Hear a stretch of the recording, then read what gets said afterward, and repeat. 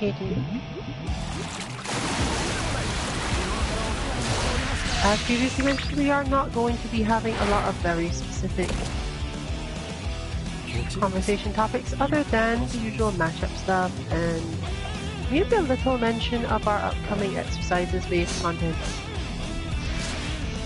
You can expect to see the usual suspects. Feel free to join us if you like. This is a US East Coast lobby. We're not too worried about lag though. Unless it's unplayable, you're free to join.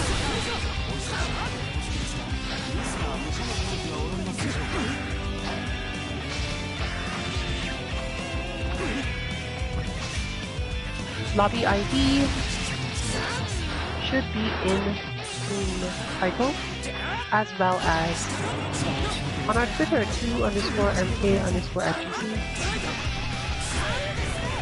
If you happen to not be watching on something that actually shows you the screen title, you can cover it. Password as always is 2_MK, and therefore you can just join in. This is a loser stays on lobby as always. People do tend to rotate towards the back after having lost a certain number of times, but do bear it in mind.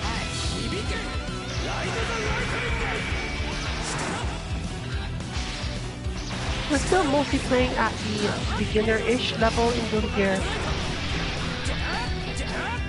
except basically for OmniRabbit, who is able to keep up with intermediate and higher level players regularly enough that you shouldn't probably call him a beginner anymore. If you are, you'll probably go a little bit easier, more so in the sense of things you don't generally practice, specifically completing long combos.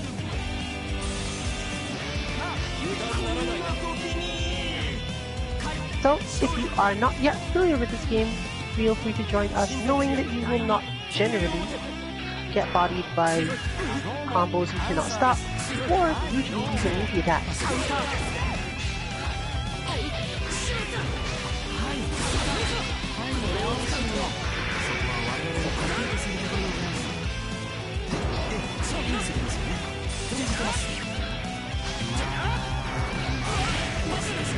Whether you consider this useful for learning or not, you can let us know in Stream Chat. Relative to other players who happen to join us, we don't have anything in particular guaranteed there other than the fact that it is, once again, this is stays on.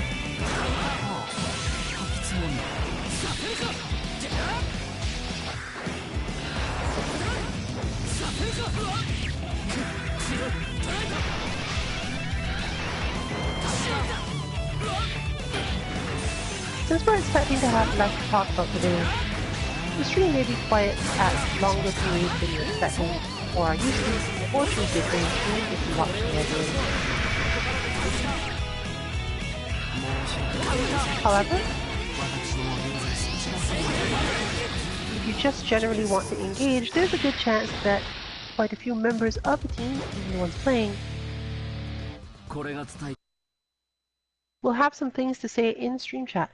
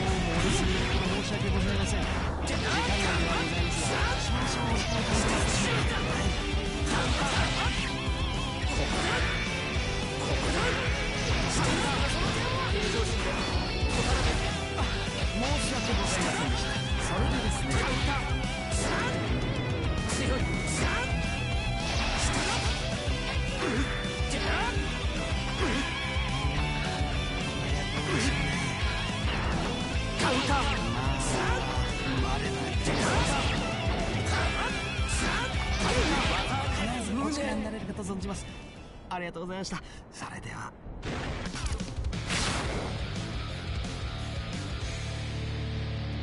そうですね。善良な国を。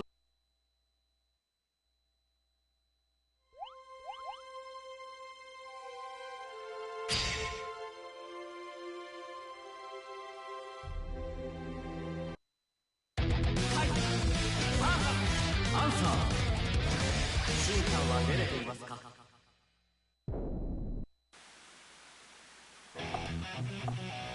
清い畳の親善試合第一開始。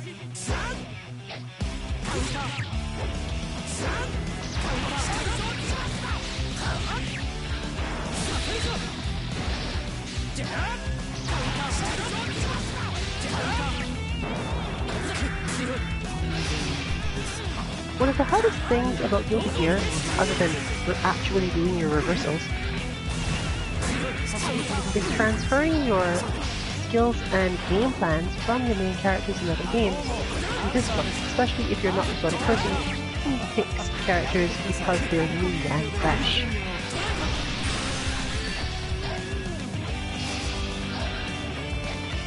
Achieving this sort of thing normally requires you to understand the tools given to you in Guilty Gear relative to your character.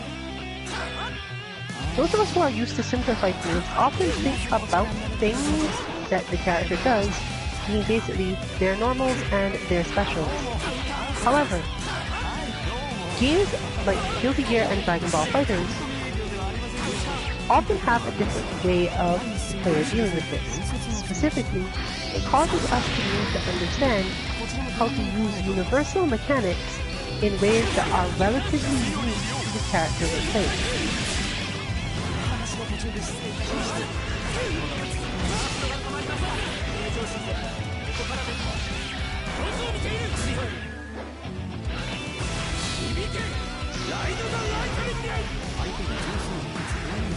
Answer is a good example of this because Answer's ability to prevent attacks from certain vectors means he has a decent chance of being able to use the Blitz Shield, similar to Karin being able to use 2 or 3 different things to achieve about the same goal.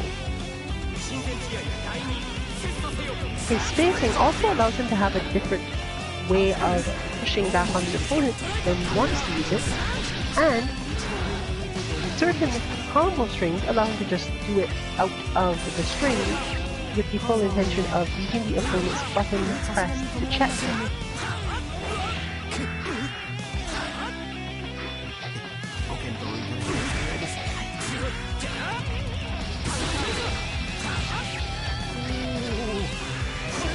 Other characters cannot necessarily use the glitch shield in the same way or the same timing because of where the opponent is trying to be or expect to be, or simply what buttons they plan on using the magic. You'll notice, for example, that Kai does not spend a lot of time throwing projectiles at Answer. It's not very helpful. And as a result, there's less to worry about in terms of particular types of defense.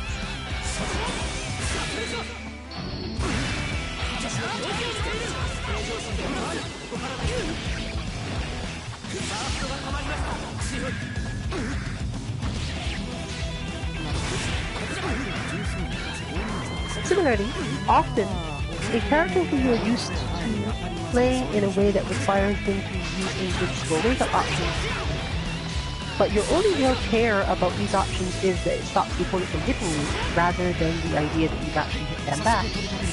In a game like this one, where backdash is itself invincible and certain characters have very long invincible backdashes, you can treat the backdash wake-up, at least on certain things, as your equivalent of your invincible move. It's approximately as dangerous to do, and for some characters, you get to attack fairly quickly after it in a way that the opponent can't necessarily react to anyway. If they do react, it's usually not in a way that causes you to get hurt. Answer is one of the characters who can just backdash out of things on wake up at least some of the time, because his goals don't necessarily revolve around making sure he has the perfect close range poke or similar.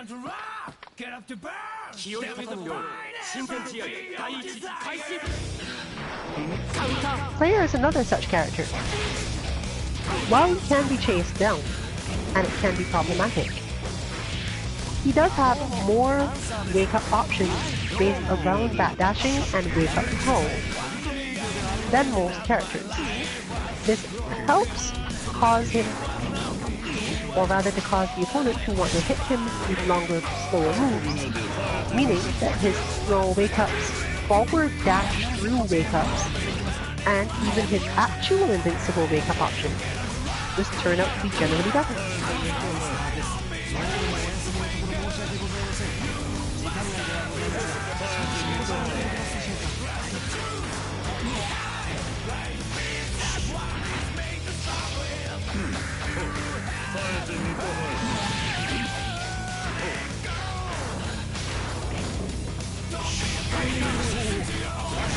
Though a Slayer player is ordinarily an Akuma, many of the same principles can apply at least, due to the way that certain Slayer normals work.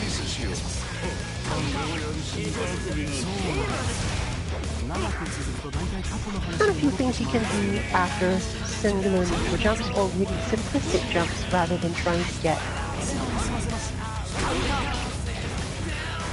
a massive amount of aerial mobility compared to most characters.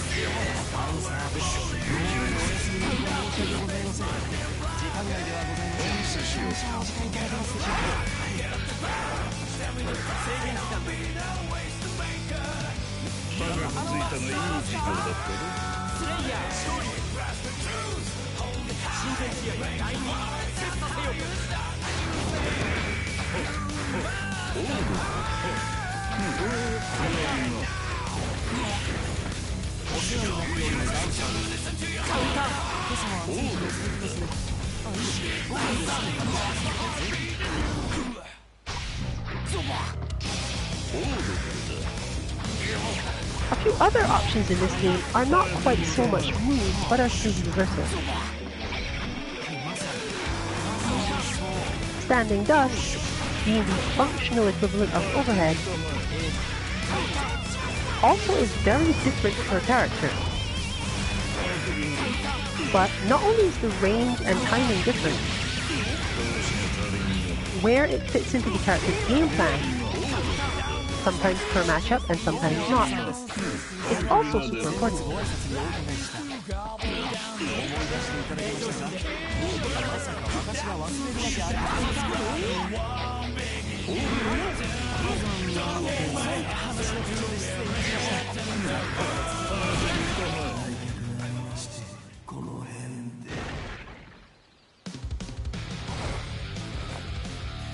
Learning to parallel one concept of a movie using another game to this one is a long process, but every time you do manage one, it's likely to increase your effectiveness by quite a lot.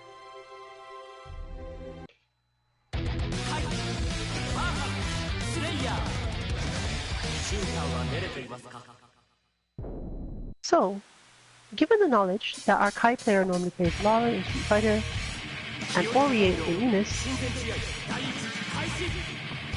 our Slayer player plays Akuma in Street Fighter and also Ori in Unis, and our Answer player plays Karin in Street Fighter along with Cammy, and Nanase or Ragnar, sometimes Link, in Unis. You can start from the concept of these less complex games, or rather the games where the complexity comes out of how you apply specific moves, and watch for uses of relatively universal things that somewhat match functions.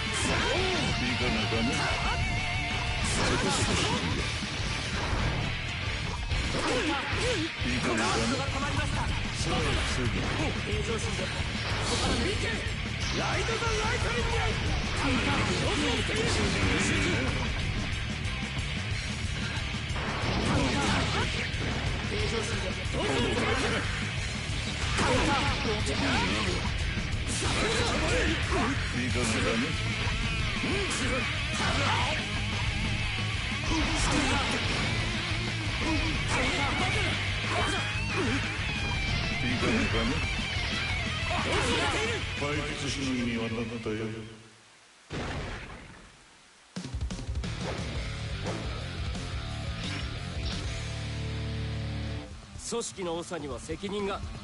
待ちなさい。ア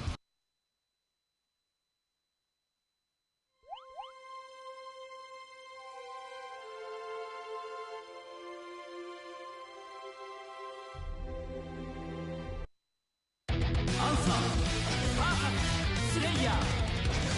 進化は出れていますか。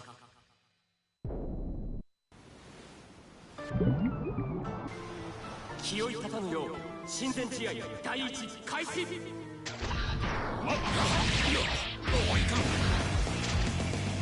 もアンサーです。はい、どうも。やめてください。飛び込み営業ではありませんよ。お察しの本でございます。あるんですね、そのようなことが。当たり前。当たり前。当たり前。アンサーです。どうもお休みのところ申し訳ございません。時間内ではございません。少々お時間ください。当たり前。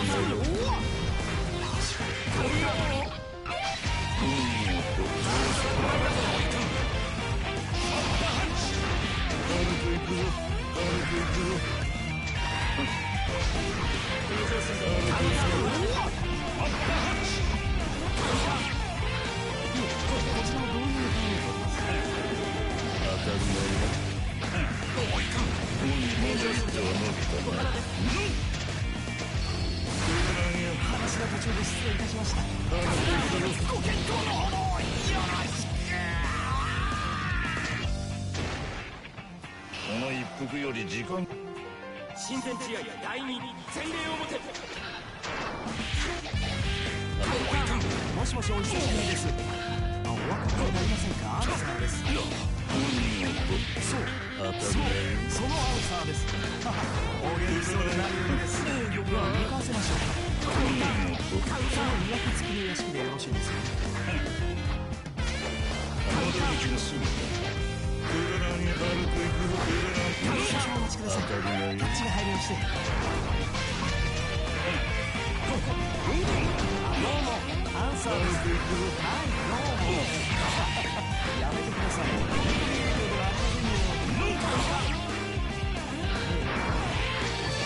One of the harder aspects, however, is recognizing when a button change in the way it behaves has prevented you from being able to use it in the way you expect.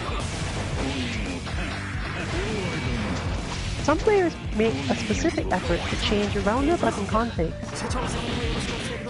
just to make it so that the thing they're used to hitting in one game is effectively the same in another. This is particularly helpful in games like this one where not everything corresponds the same. For example, there is no heavy kick button in this game, even though for Slayer, his heavy slash button often ends up being a kick style move.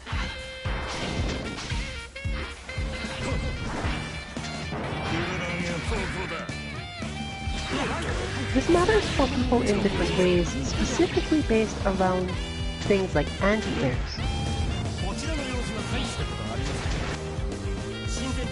It is much more important for things like anti-airs, which are mostly muscle memory, or anything you find that you must do under pressure very quickly, to be set up in some way where the buttons you hit are approximately the same between games at least as much as possible. For experts, this is not so meaningful, but for a beginner, it can help quite a lot.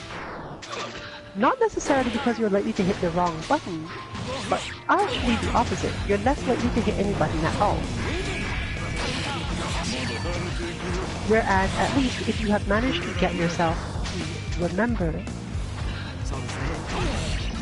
that you at least could, you'll think more about the situation rather than just considering, well, I don't anti-air in this game, or I'll learn that later.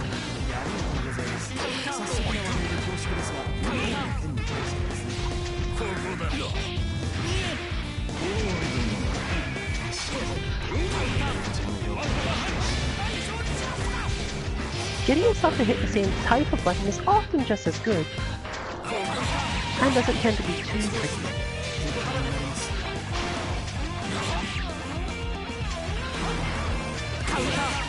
Obviously, this also depends quite heavily on the type of game you're playing, as buttons you hit in 2D games and 3D games don't tend to have the same purposes in the first place. But even then, if you're playing the same type of character, even if they don't have the exact same purposes, they often have very similar parts of the game plan because you probably picked the character because their game plan was similar.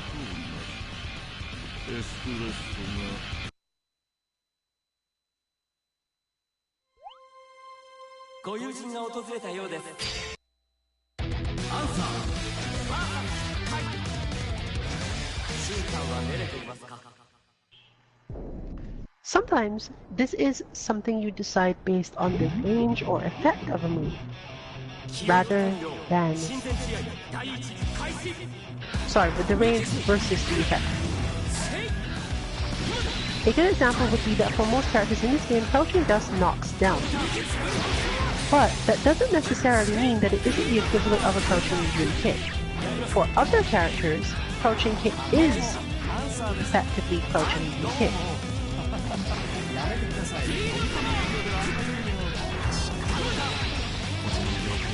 For a few characters, their crouching death is a lot more akin to their main character in some other games, Punch or C or similar. And the fact that Eunice and games like that use the ABE light, medium, heavy system instead make this even more complicated, at least sometimes.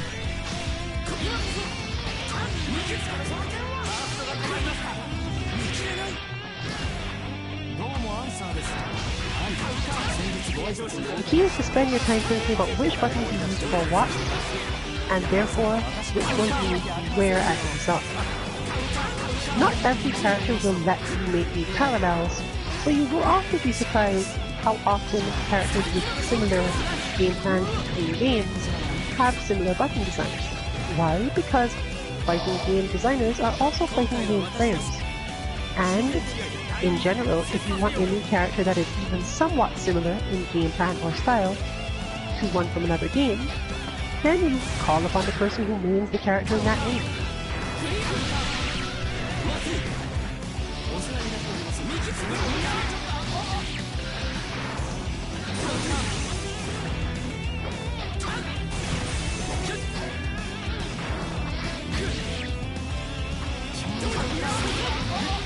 Sometimes, similarly, just the awareness of it is enough.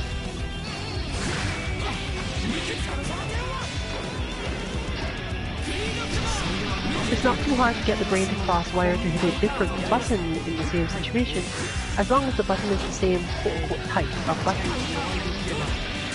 This is particularly familiar to fighter-style players who have 3 punches and kicks to use. For many of us, the heavy button is relatively interchangeable. On some characters you're used to hitting heavy punch for something, and on other characters you hit heavy kick for the same thing.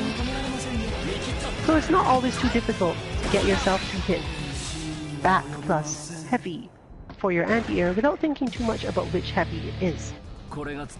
In fact, if your buttons are set incorrectly, due to where heavy buttons are used in a match, usually to execute a move at the very end of a combo, or to play neutral or make one singular reaction, it becomes easier to do this. Light buttons, on the other hand, both for their help in getting you to pressure situations, quick reactions, and in certain situations, using very specific safe versions of specials, you're more likely to need to line up between games.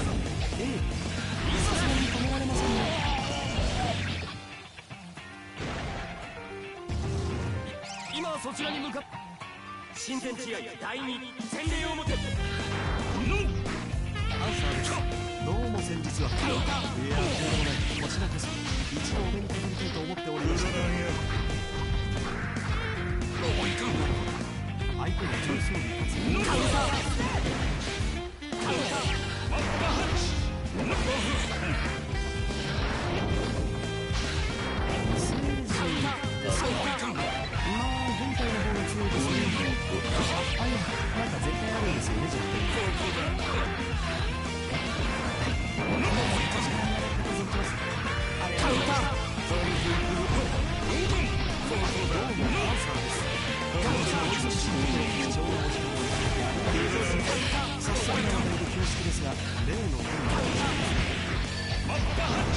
当たり前ここからです。エルター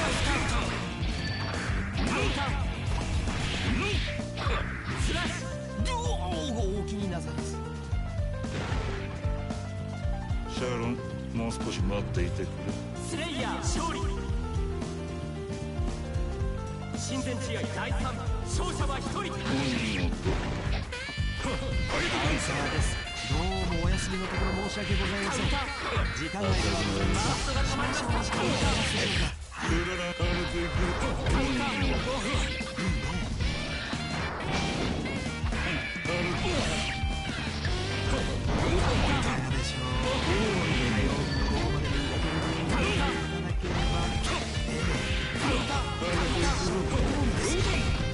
しつけておきます。そうですね。近くに来たらいつでもお立ち寄りください。失礼いたします。どうも。昨日の選挙とご覧になりました。よろしくお願いします。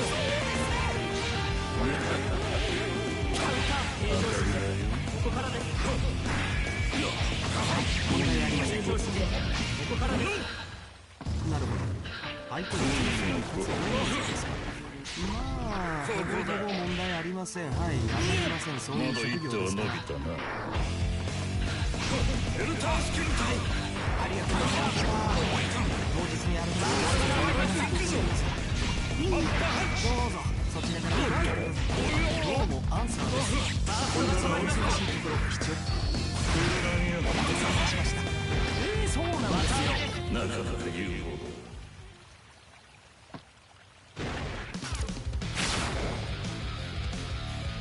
あなたの技は全て完全。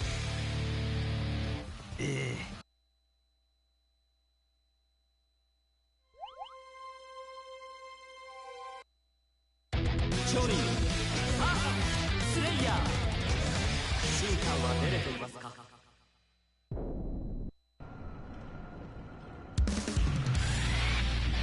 気負い立たぬよう親善試合第1開始。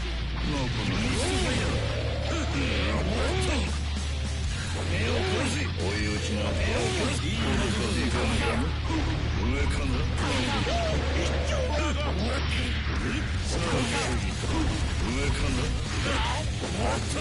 いかね。さあ防ぎ届かな。なかなかスライハンド上かな。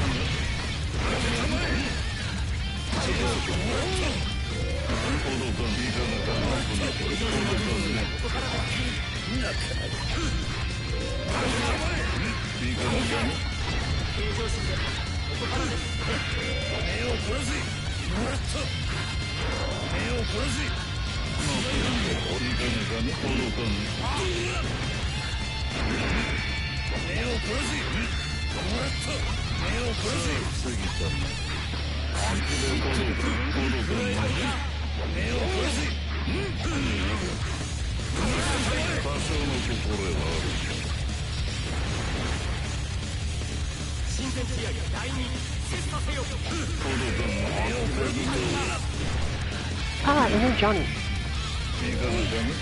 Our general note about Johnny has been... Well, he does have lots of good pressure.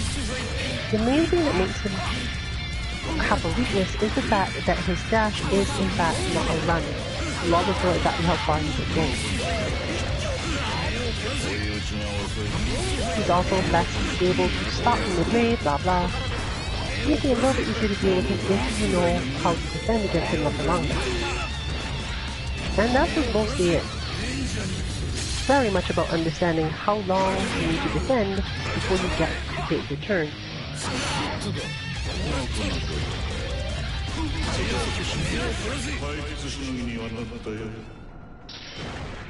Once you have that, he's mostly someone that you will understand as a character despite his strength.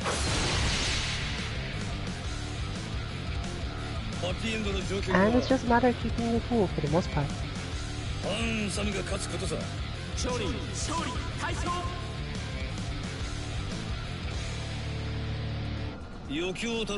Once again, remember if you're joining us, this is a US East lobby. Loser stays on.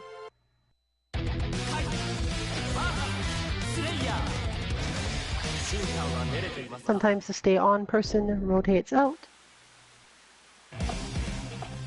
Usually after they've come to the conclusion that they cannot beat anyone at the moment and need to cool down or something similar.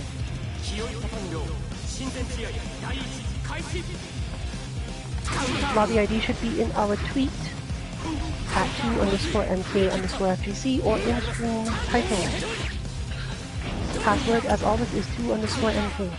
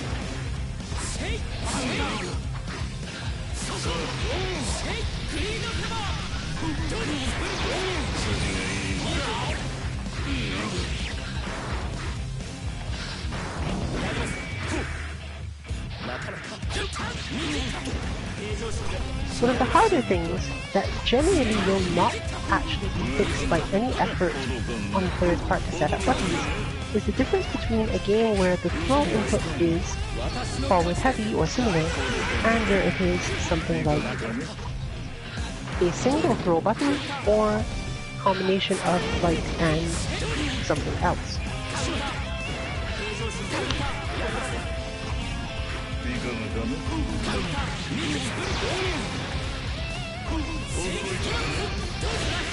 決しのぎにはなったよ。 This is in fact such a common situation, especially given that throwing and teching throws is an extremely precise and therefore muscle memory dependent reaction. That there are entire setups around making sure that things are pretty much the same across multiple games.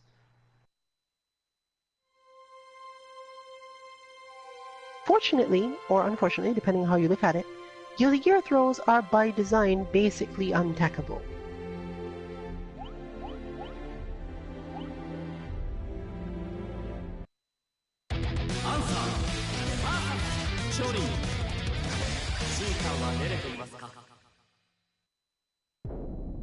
The tech window, if we can even call it that in Guilty Gear, is you happen to throw on the same frame, or maybe one frame later.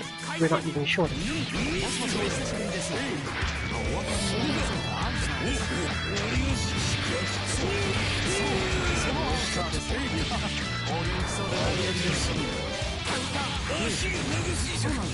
The result, therefore, is a game where, while obviously the moment where you need to throw, you may still end up hitting the wrong button, and it would be a terrible thing to hit sometimes. Most of the time we do attempt to throw in this game, especially the defensive style back throw. All that will happen is that you'll end up using your faultless defense, which is not the greatest given that you are hoping to grab your opponent, but given the throw range, it may also be okay.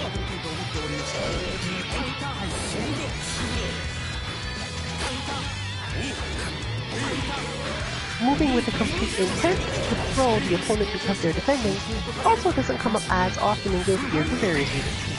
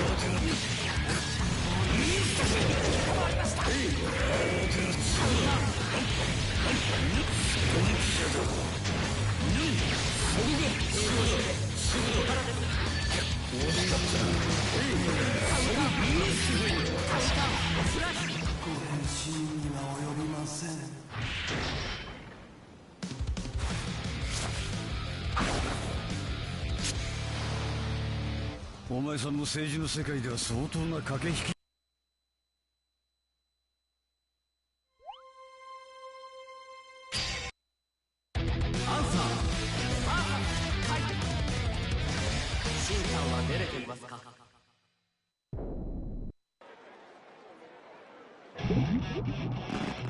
清い方の量親善試合第一開始。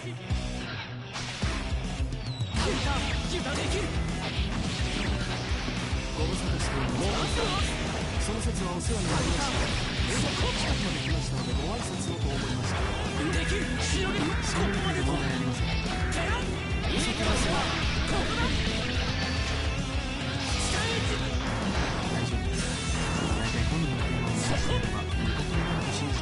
If you learn a lot of matchups in one game, you can sometimes transfer parts of your understanding by playing opponents who play often in that game in the other,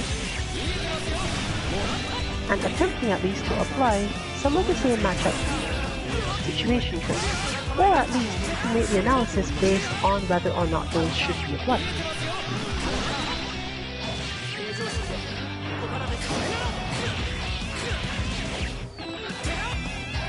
While we know that there's a lot of very specific long poking done between, for example, Penny and Lara, we also know that part of how this works out in the long term is that eventually when one of them feels the other is going to approach, they benefit from neutral jumping. The question is whether or not the neutral jump is actually a good idea in this case. There are additional options and skills on both sides that can make this either a good idea for both to do, or a terrible idea for both.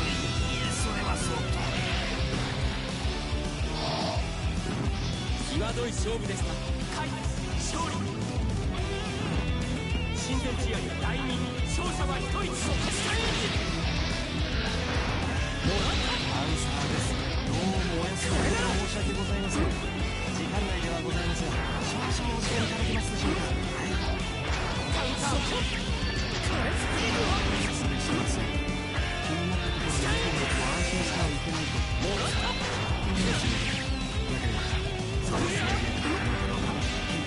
Similarly, sometimes you can just extend the concept behind it. The purpose of the neutral jump, as an example, is to get off the ground so the opponent cannot strike you. And if they choose to go for an approaching attack, such as Loris, Forward, Harry Punch, Street Fighter, there's always a chance you will get something out of it. We're seeing, for example here, Ninsaren applying a similar principle but using answer carry instead, which, while functionally risky to do, has approximately the same situational test. A relatively safe approach is available and denies Kai the feeling of simply coming forward to poke the button and resolve the situation that way.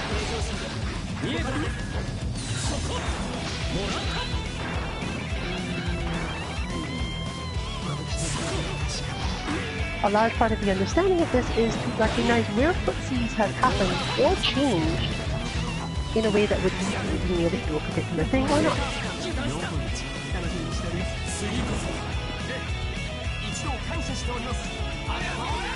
And there you see, the application of one of the most effective forms of timer scam really does here.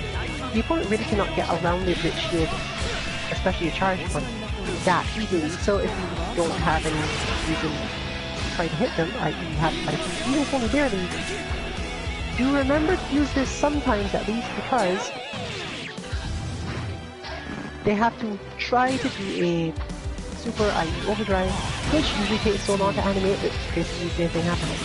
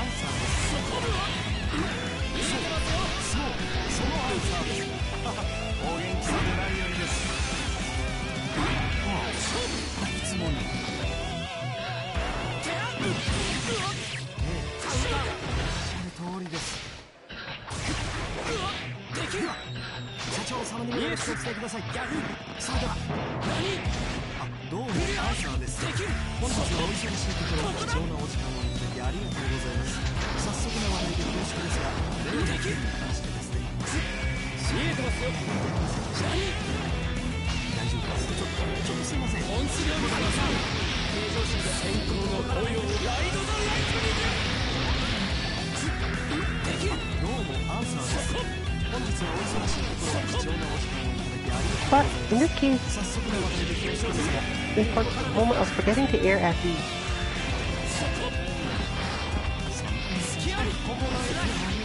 And it's over.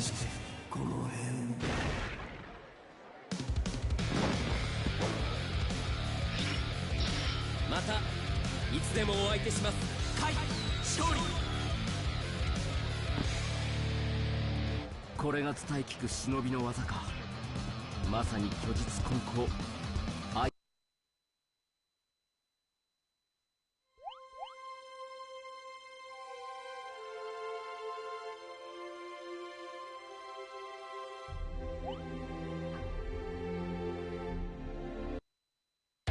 勝利。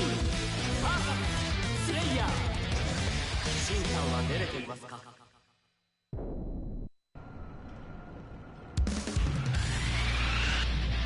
清い方のよう親善試合第一開始。出た。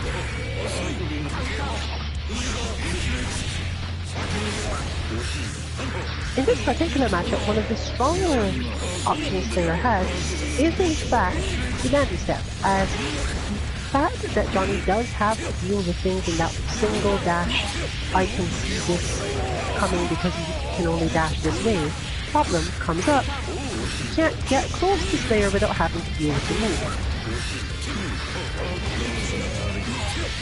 The other way that he tends to get close to Slayer mostly involves Slayer being able to dash forward to it. So with just those two things, it's relatively simple to play out a match between those, until Johnny is forced to make use of his primary options of range attacks, instead of actually being able to use pressure or neutral.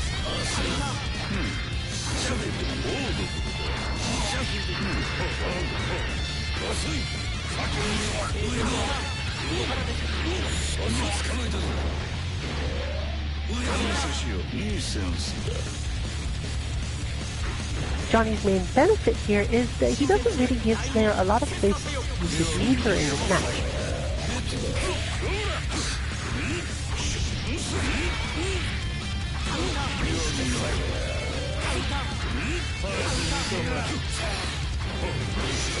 So despite his range, he is kind of disadvantaged in neutral. But fortunately for him, has enough different types of attack options that Slayer can't really just blitz to beat him of much. Both players often find themselves needing to remain in motion, and therefore take at least some risks.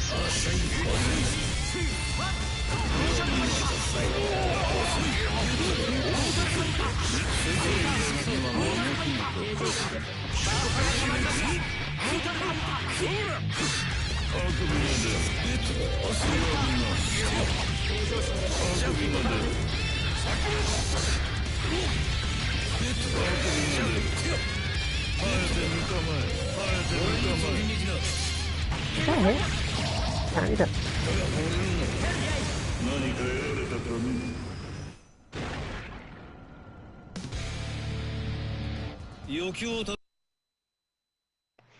Slayer's primary option for use of meter in the match, therefore, is to use the Roman cancel to recover from situations where he didn't feel comfortable or thought that something was about to go wrong. This doesn't usually stop it from going wrong, but at least it tends to make Johnny flinch.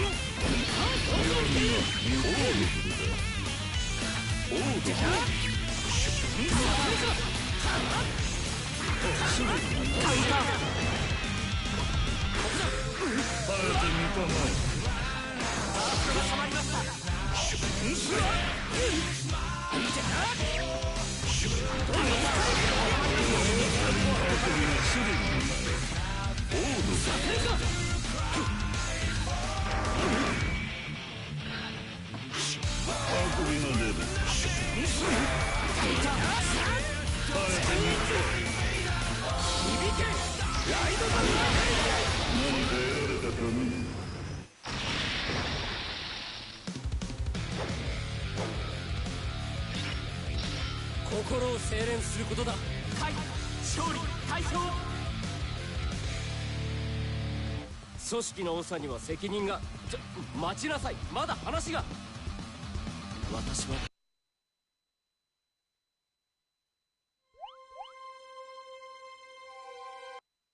アンサースレイヤー。シューターは練れていますか？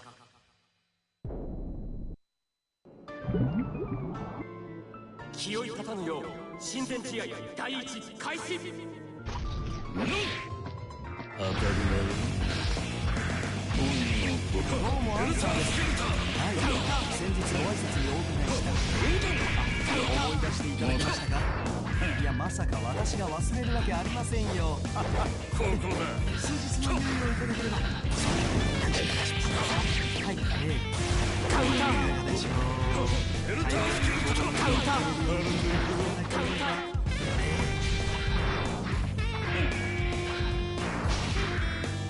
エルタースキルとカウンター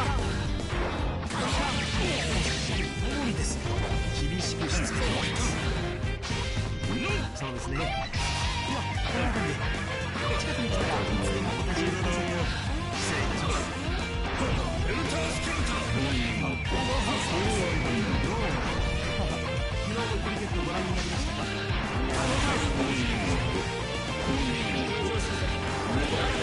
そうなんです。長く続くと大体過去の話に戻ってしまうんですよ。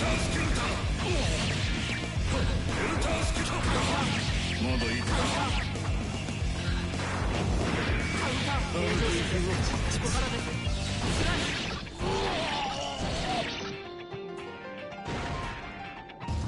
こちらの親善試合第2勝者は1人。カウンター。どうもアンサーです。はい、どうもやめてください。飛び込み営業ではありませんよ。まだいいか。エルタースキルと役者さんに失礼します。ここだ。カウンター。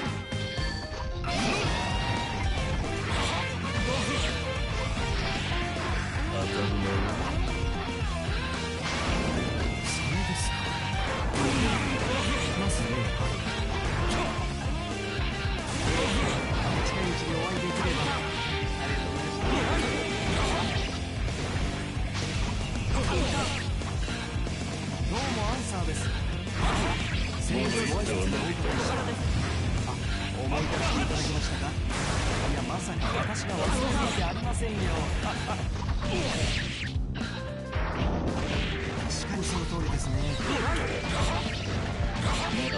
では、アポイントが必要ということですかThere we see the demonstration of one of the much lesser known things in this game. Despite the fact that Blitz Shield looks like a completely directional attack, it is actually not. And it's recommended by more experienced players generally to use it because it will the left right mix-up. If you know there is a left right mix-up that is not also in some way low high, just hold mix.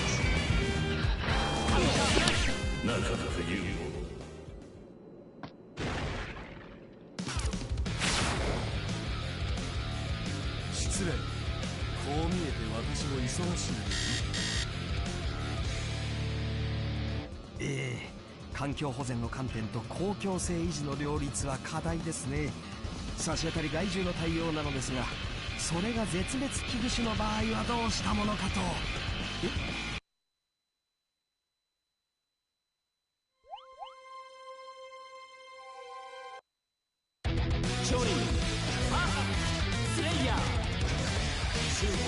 ていますか。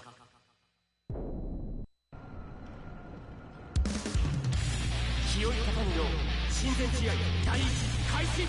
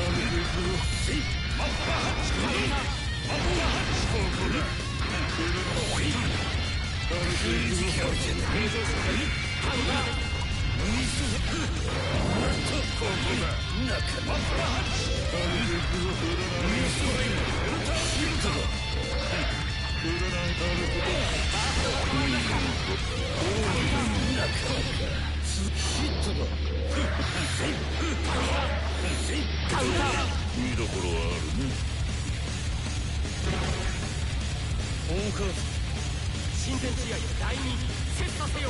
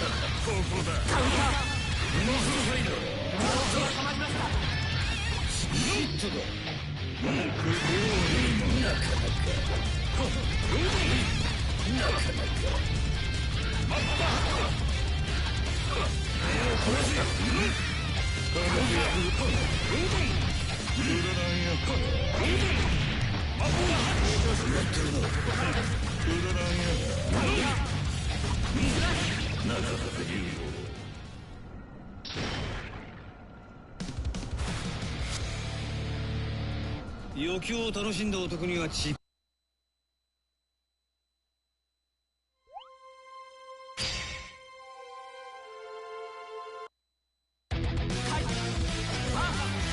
レイヤー審判は練れていますか。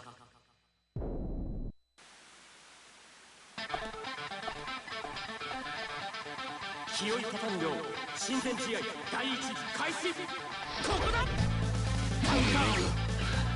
届かんね。ここだ。こ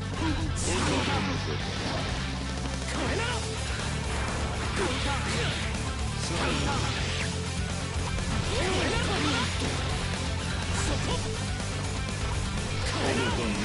さあ次て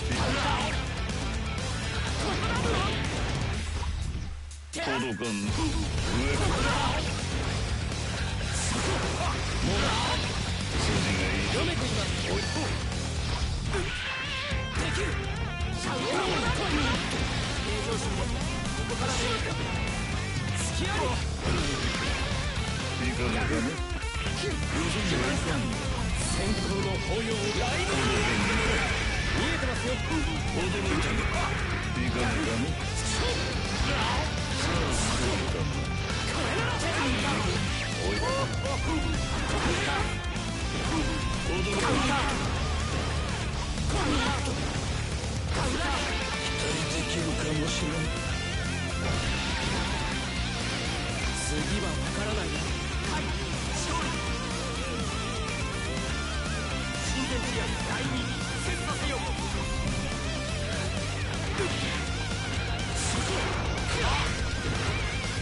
届かんね。呆れるね。驚いたかね。さあ次で。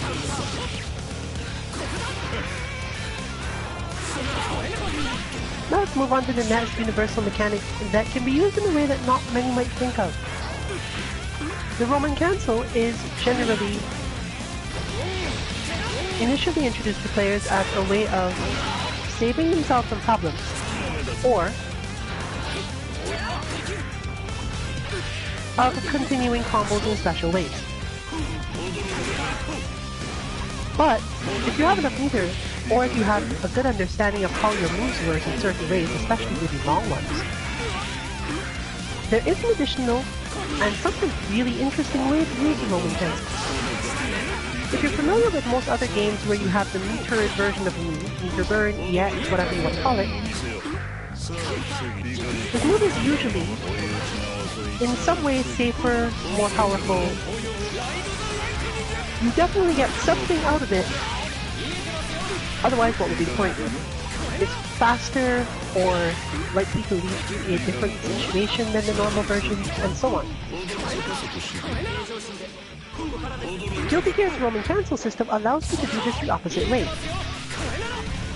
In short, if you've learned the timing within your own move to Roman cancel it to change its properties, you effectively have the equivalent of an EX move. Not every move in the game works well for this, but you can definitely consider it when you are trying to think of new strategies. If you find yourself thinking, this move is useless at this range, perhaps it's not that the move is useless, but it needs the quote-unquote EX version,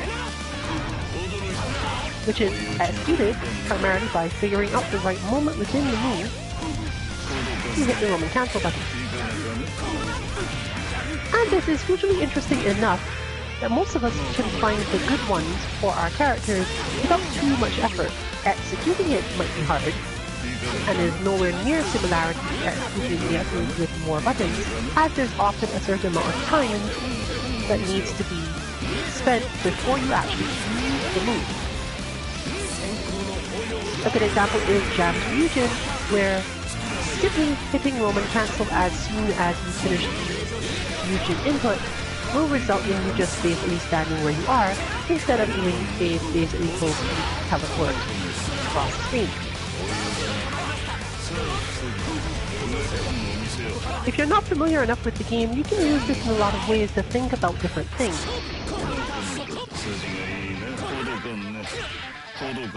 Unrabbit demonstrates this fairly often, as you can consider the Roman cancel fireball to be the equivalent of an EX fireball for Kai. It recovers so quickly that you cannot jump over it.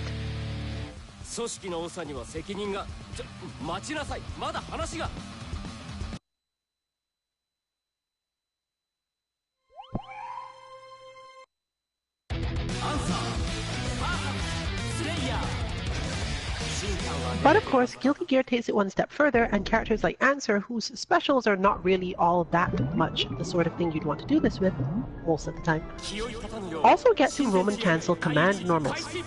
And Roman canceling command normals, particularly ones that use intentionally with, is functionally the equivalent of doing a special move.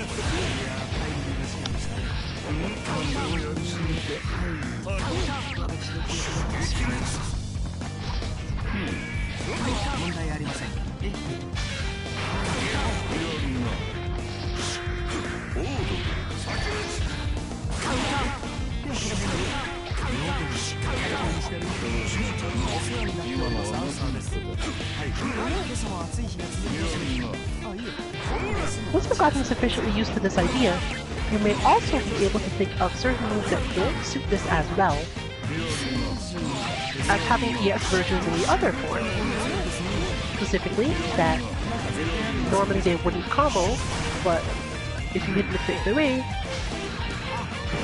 you do get to make the Roman cancel combo into the equivalent of EX and just do more hits. Sometimes EX moves just do more hits.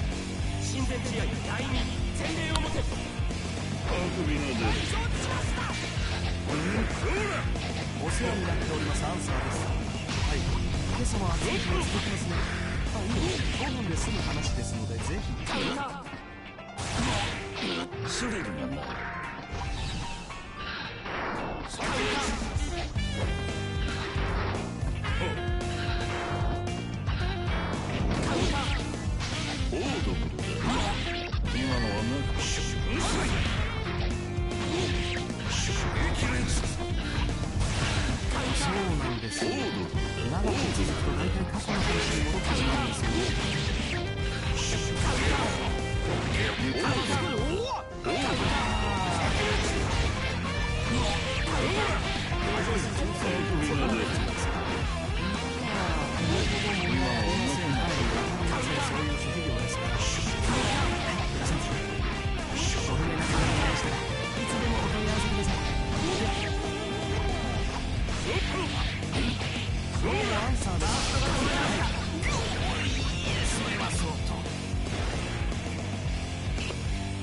親善試合第3セットせよアンサーです昨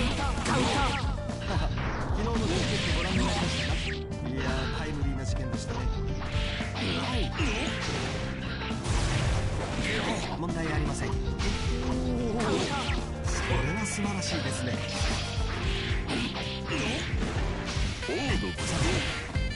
ご不明な点がございましたらいつでもお問い合わせくださいでは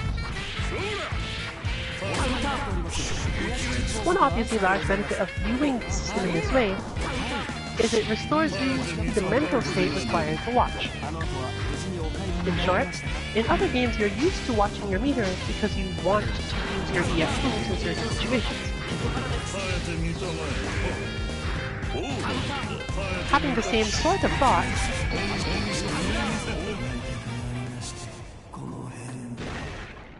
restores the feeling of, oh, I'm watching my meter because there are things I want to do with it that aren't basically defensive options.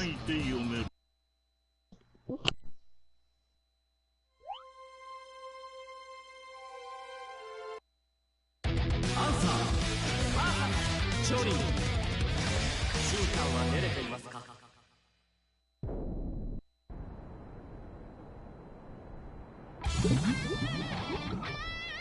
気負い立たぬよう親善試合第1開始アン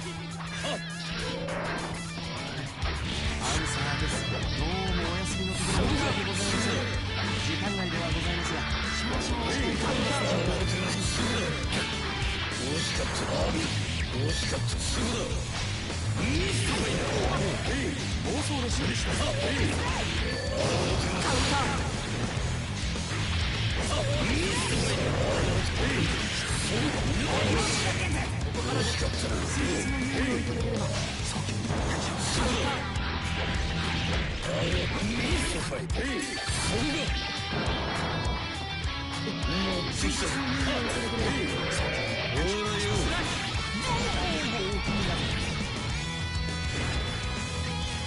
親善試合第2全米表カウンター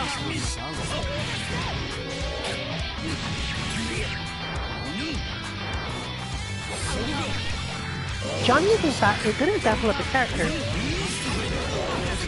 where normal thought processes don't apply, and therefore, Answer actually does have a reason to use what would be the equivalent of EX card flow. You'll notice in this match fairly often that red cards are thrown. Johnny, given his various movements, tends to dash through them, often on reaction, or right after when Answer has no move he can do to be recovering from the card play. Removing the recovery item, let's call it the X card.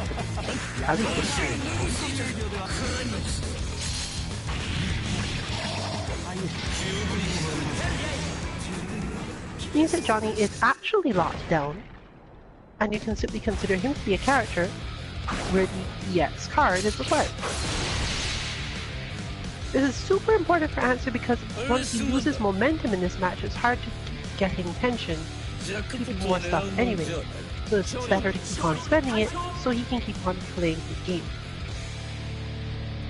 お前さんも政治の世界では相当な駆け引き上手なんだろうが、場数の差が出たな。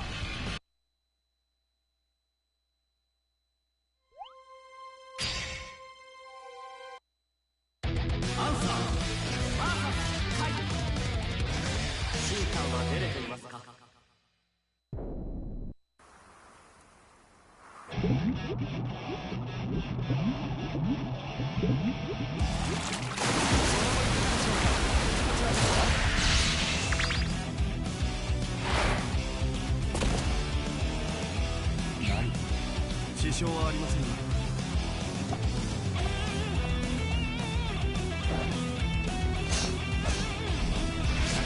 風来剣がなくとも落胆はさせません。気を高むよう親善試合第一開始。 This is somewhat less useful against Kai, not because of Kai's lack of range, but Kai's lack of general full convergence from the same type of run up and poke. Answer is usually better off letting Kai do that at least to some extent, and therefore would not need the equivalent of 3x card.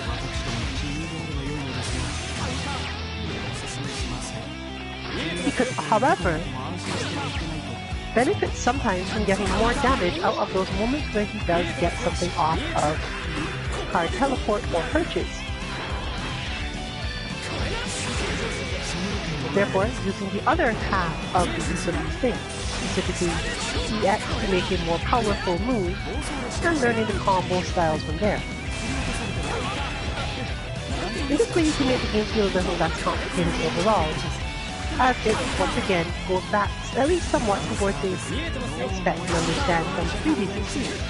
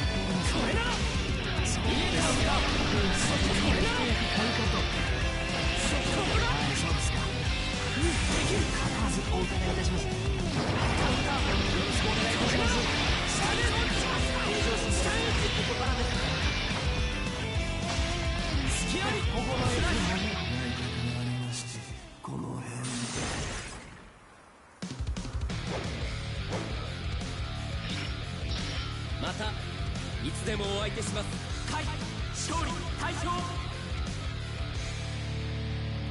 これが伝え聞く忍びの技か。まさに虚実混交、合間合間に営業まで挟んでくるとは。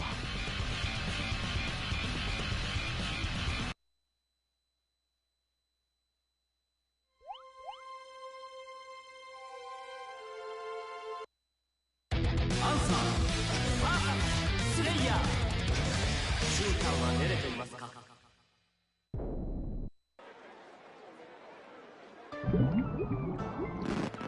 気を立たぬよう親善試合第一開始。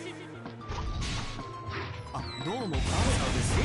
本日はお忙しい中貴重なお時間でありがとうございます。早速の話題で恐縮ですが、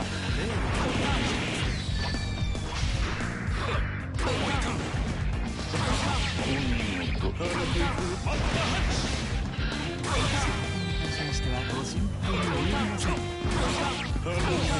ですか。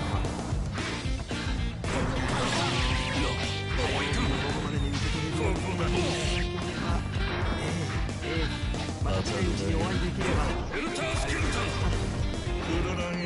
しもし、お久しぶりです。お会いになりませんか。そう、そのアンサーです。お元気そうで何よりです。必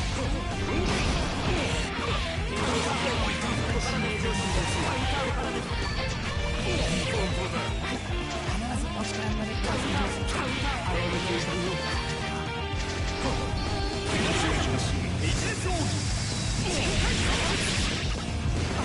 もうすぐそれでですね。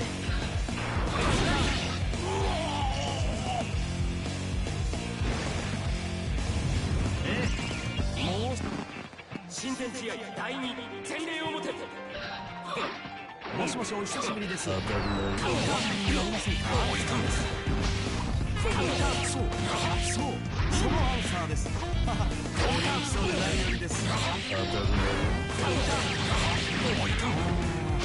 それならば心当たりはないこともありませんが。おお、それは素晴らしいです。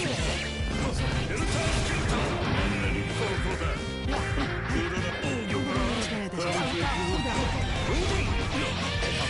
アンサーです。どうも。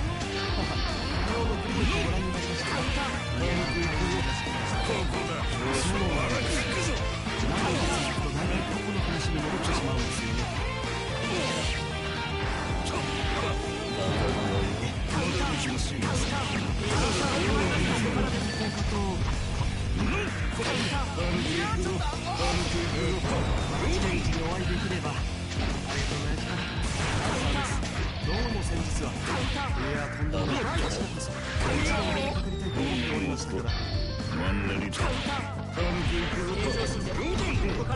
暴走列車です振り落とされても団体でしたなかなか有用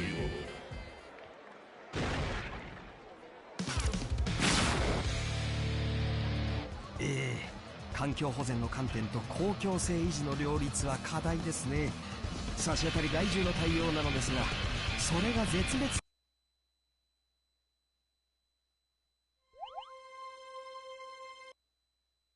バイケンさんスレイヤー審判は練れていますか。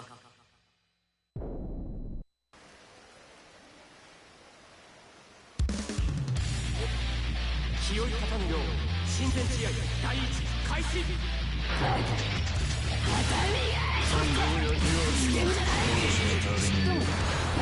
今のは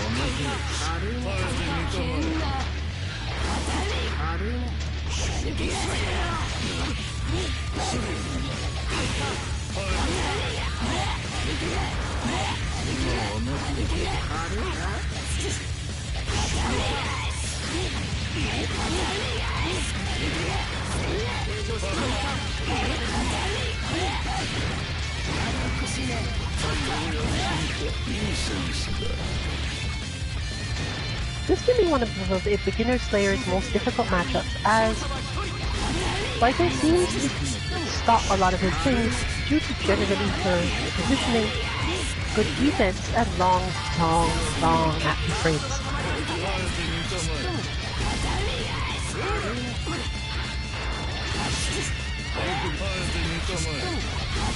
One of his primary options for dealing with this is actually to simply use Mappa Hutch and sometimes make what we will, for the purposes of this particular stream, call ES Mappa Hutch.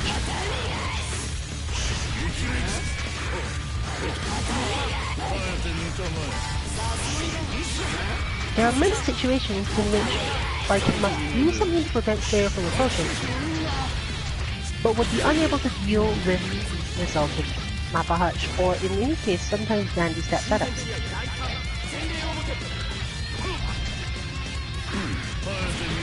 In scrambles, he is often able to land his command grab, if one player is able to execute this.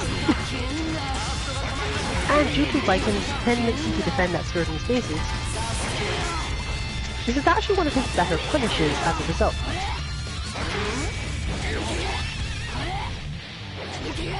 This Mappa Hutch must actually be just defended by most characters. It opens up the situation and forces Viking to defend differently at least, allowing Slayer to go back to play mostly the game he was playing before.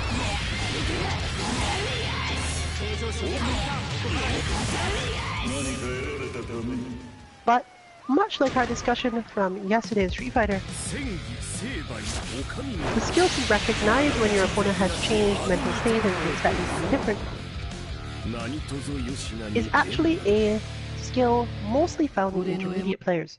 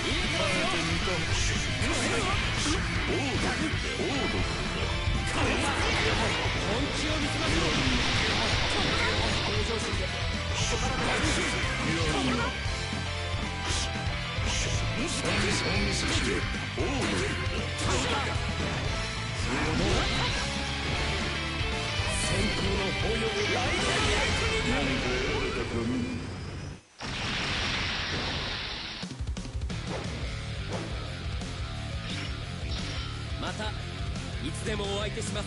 はい、勝利大将。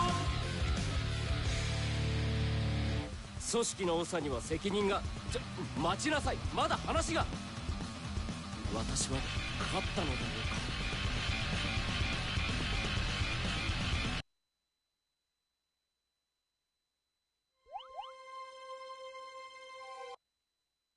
アンサースレイヤー、シューターは出れていますか。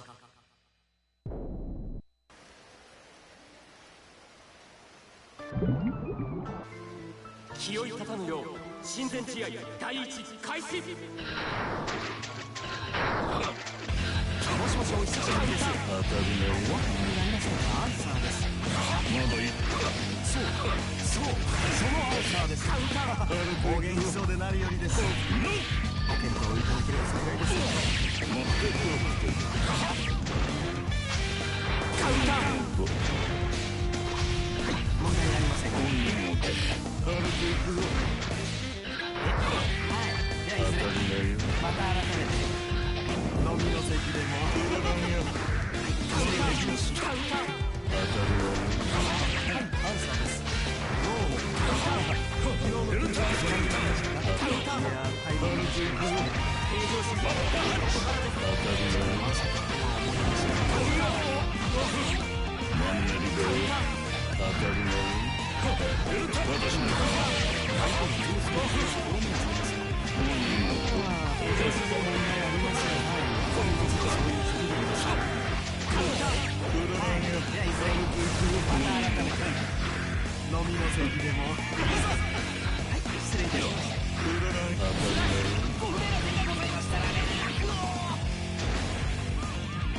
親善試合第2全礼表。アンサーです。どうも先日は。いや、とんでもない。こちらこそ一度お目にかかりました。軽くいくぞ。もう申し訳ございません。私どもは現在そちら方面にいるとって。まずは上の確認。そうです。では、よろしくお願いします。もしもし、お久しぶりです。アンサーです。そう、荒くいくぞ。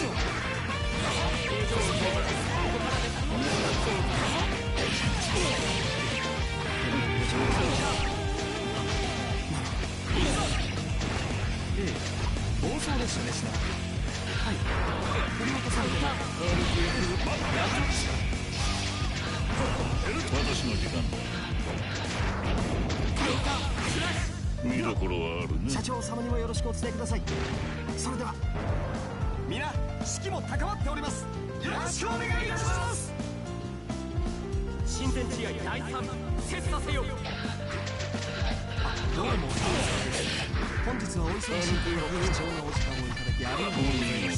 早速な話題で恐縮ですが、例の件の関係ですね。ああ、いいね。この辺りで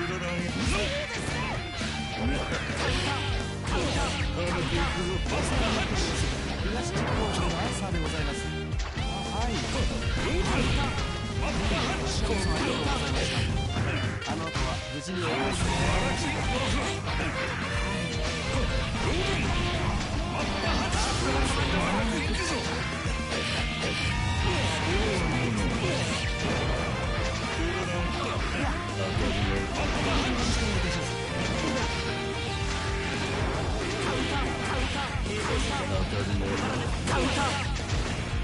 もしもし、お久しぶりです。お分かりになりませんか？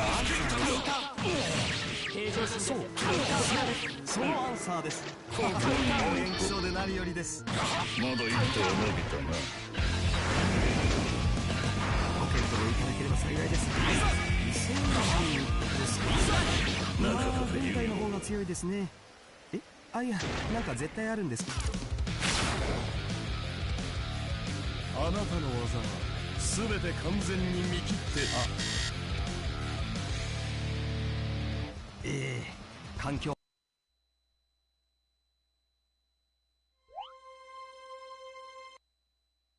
回転3スレイヤーシンさんは出れていますか？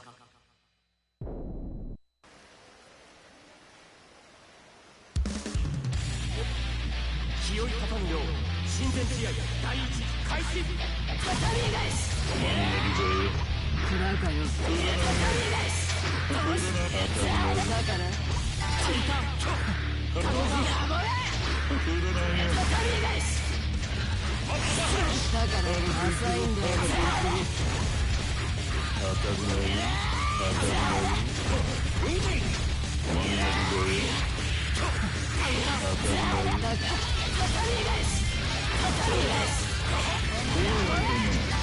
純だよ。食らうかよ。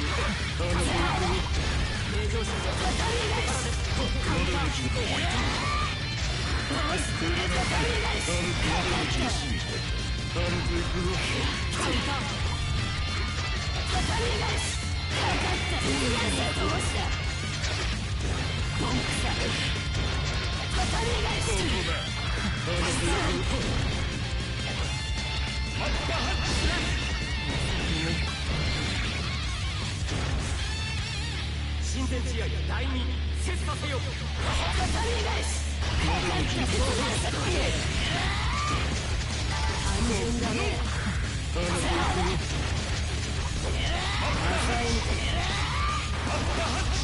み返しどうした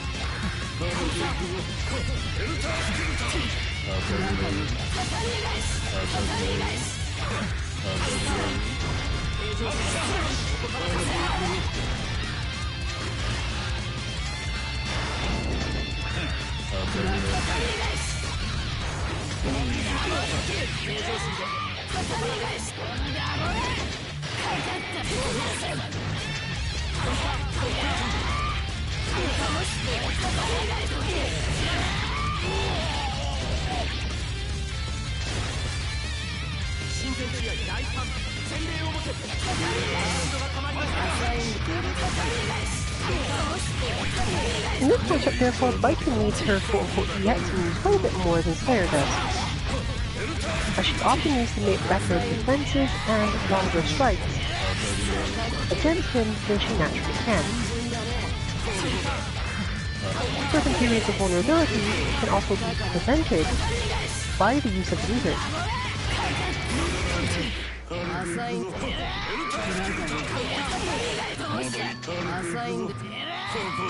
Constantly changing the range she ends up at versus Slayer can help a lot with all that.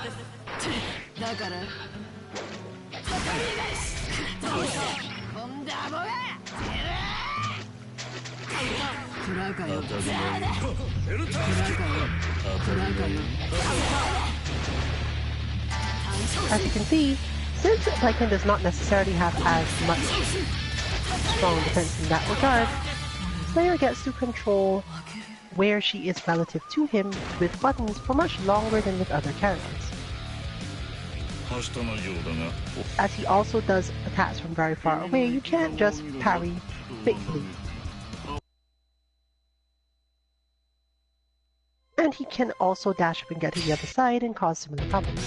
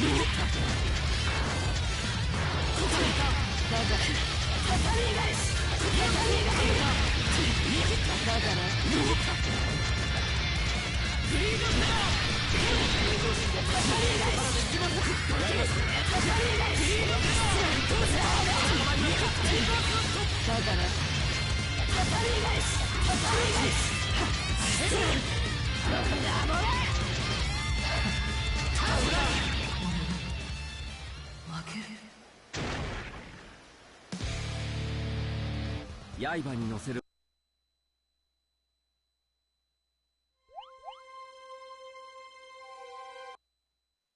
大天さんアンサー進化は練れていますか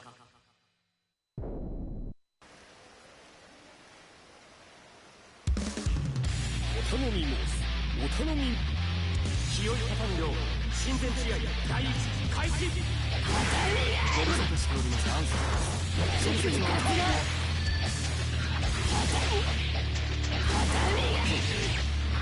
おっしゃる通りです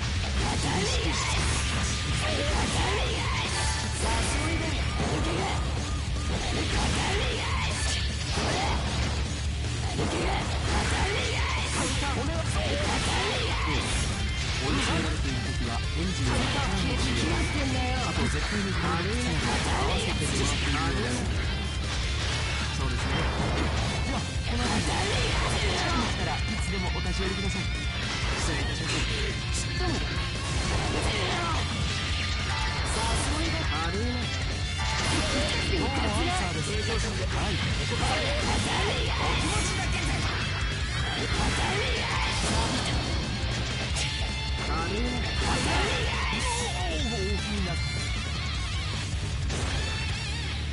親善試合第2勝者は1人どうもお休みのところ申し訳ございませんこれはカウンター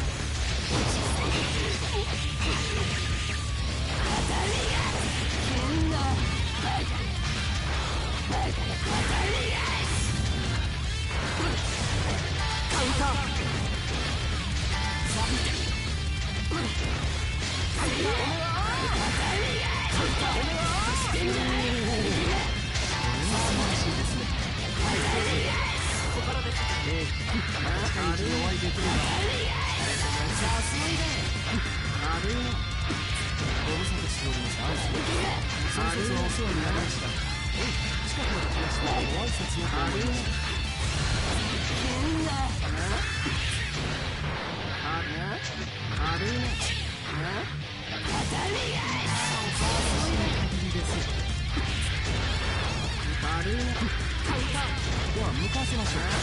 その岩手付きの屋敷でよろしいですね。はい、平常心でまた飲みの席です。失礼いたします。おはようございます。ごめんなさい。悪いすいません。切れそうです。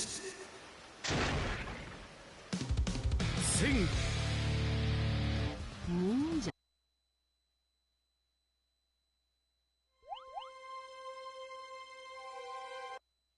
スレイヤーアンサー。瞬間は練れていますか。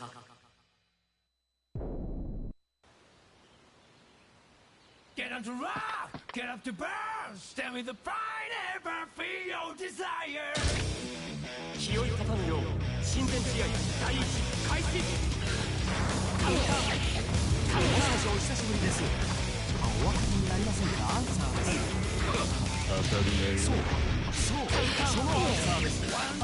お元気そうで何よりです。このままあそこでも自分がそこに到着すると思います。火山はさすがに分かりませんね。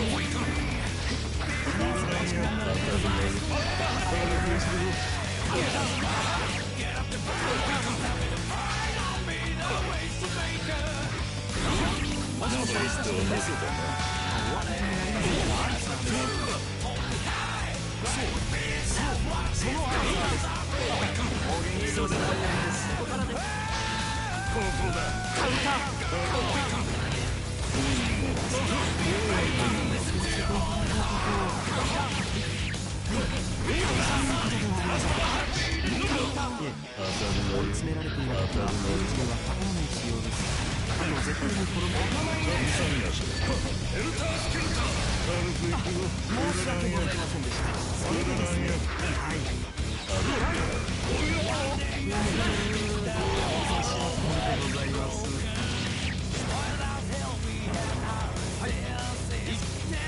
親善試合第2勝者は1人。どうもアンサーです。はいどうも。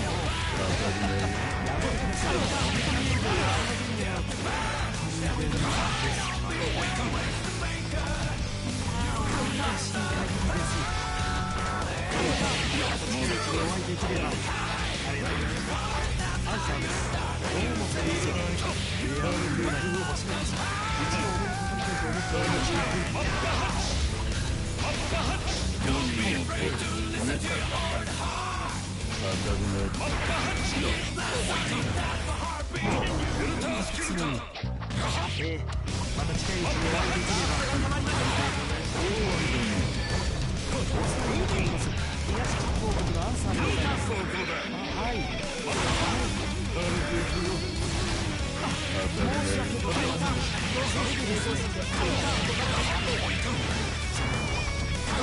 構いません。ということがあります。対戦を退いた伝説の選手。平常心でそうですね。なかなか言うもの。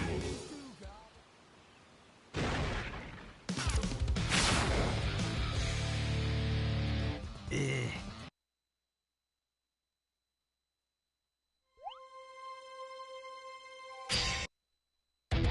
レイヤーマーハはい。瞬間は練れていますか。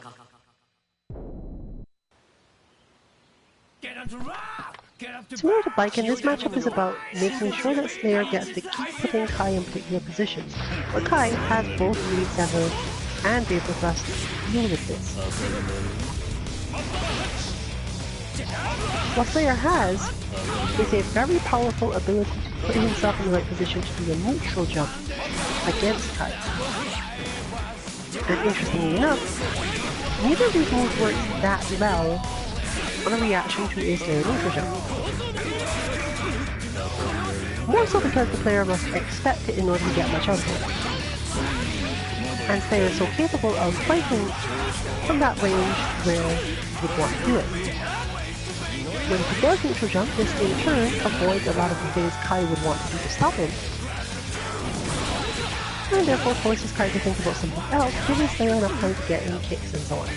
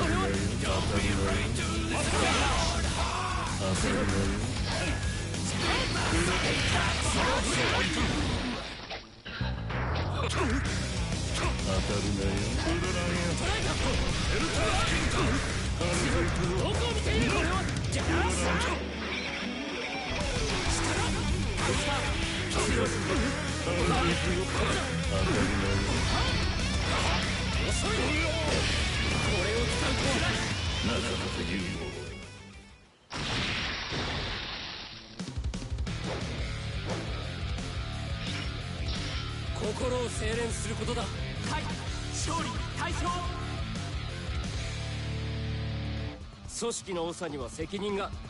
待ちなさい、まだ話が。私は勝ったのだろうか。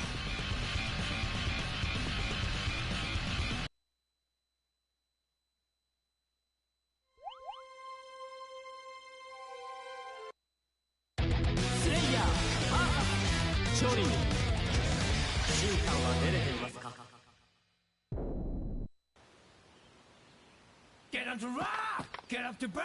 清湯畳の親善試合第1開始。ミスター・フレイヤー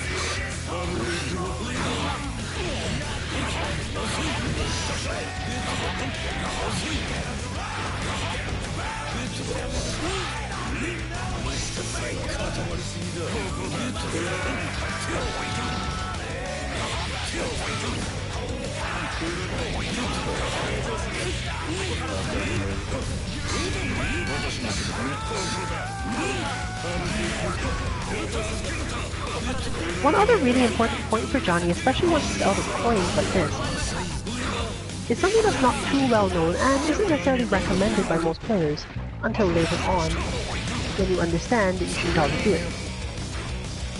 If you have the timing correctly, you can always wake up with throw and go here. And the reason why this is so super effective if you manage to get the timing down is that throws start up in one frame. Whereas your opponent cannot throw you, as you are invincible to throws for a certain amount of time after waking up. In other words, your opponent must land an invincible move or a meaty so perfect that it does not matter, since normal attacks always lose to throws. Anyway, the actual execution for this is obviously not simple, but do bear it in mind for characters who stick very close to you. Johnny often needs to do this, as he's a bit too predictable at certain ranges and doesn't get his full arsenal of mix-ups unless he is pressuring you from close. And since he's one of the hardest characters to backdash away from, you're stuck using mostly invincible reversals and throw, depending on what he does. It's actually partially for this reason that you see a lot less sneakies in this game. Aside from the fact that they're technically harder, you know that despite this, many players would make sure to just learn them anyway, as they don't take any effort in the strict sense to learn. Not something you necessarily have to spend a lot of time timing in actual matches, you could just train them in training them. But most of the closer ones, you'll just get used to.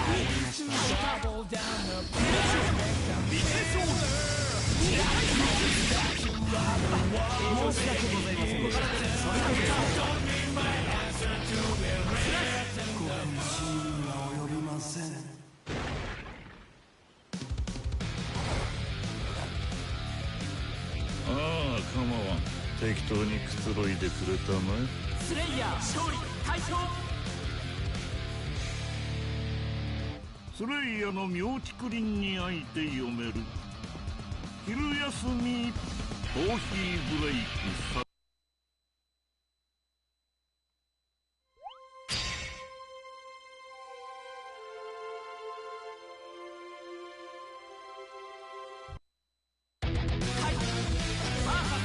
アンサー進化は練れていますか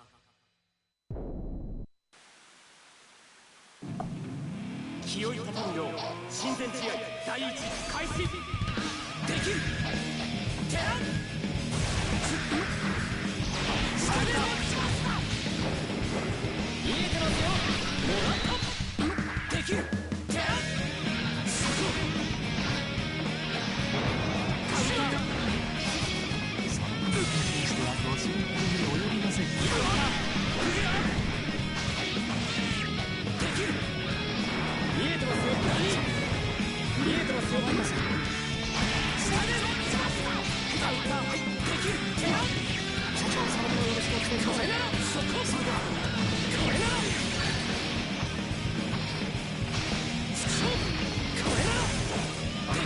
昨日のクリケットご覧になりましたか？いやー、大変です。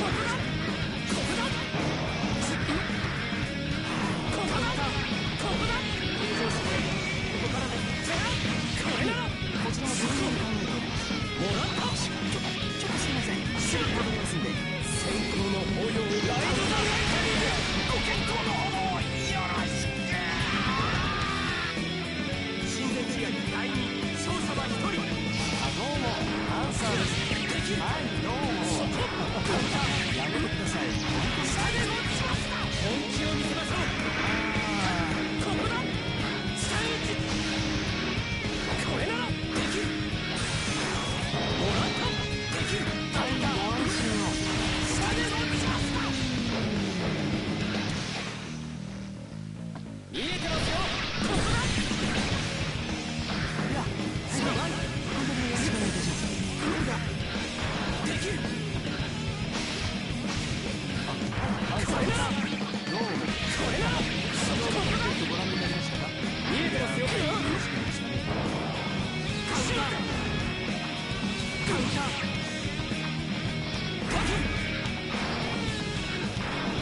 ウンター向かわせましょう。その見分けつきでよろしいですね。そうなんです。長く続くと大体過去の話に戻ってしまうんですよね。話を失礼しました。先ほどの続きです。スラッシュ前からありまして、この辺これなら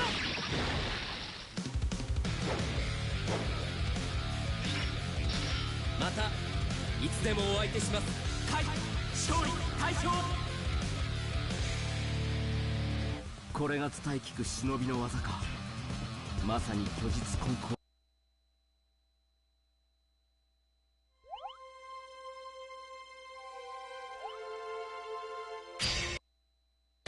勝利さあ、はい。審判は出れていますか？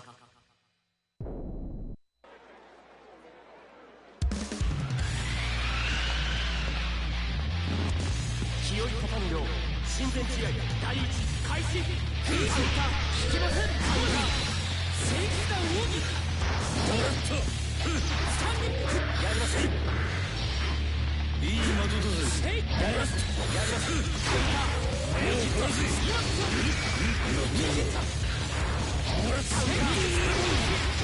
弾ナイスファイナー。目を殺す。やります。カウンター正義弾奥義この手数じゃ。カウンター正義弾奥義スプレイポケットペーパースラット平常心でここからです。ゲルファイアそれが俺の名だ。いい的だぜ。目を殺す。やります。もらった。目を殺す。これよい。引きません。ナイスファイト。目を殺す。今度はスタンディングパースタンディング今こそアンビリーバブルだぜ。親善試合第2洗礼をもてカウンター引きません。いい的だぜ。やります。目を殺す。やります。スタンディングパーこの手を。カウンターやります。カウンターナイスファイト。しません。正義ナイスファイト。目を殺す。やります。ご友人が訪れたようです。目を殺す。やります。カウンター正義弾海スレイドカウンターいい的だぜ。やります。今こそスレイドナイスファイト。引きません。今こそスレイ正義弾海カウンター正義弾海カウンター平常します。ここからです。カウンター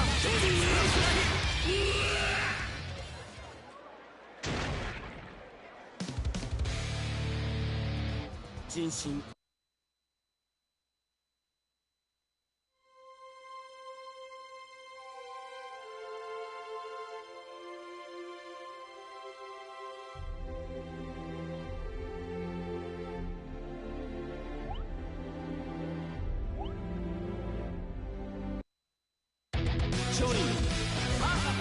ジャック王様、進化は練れていますか？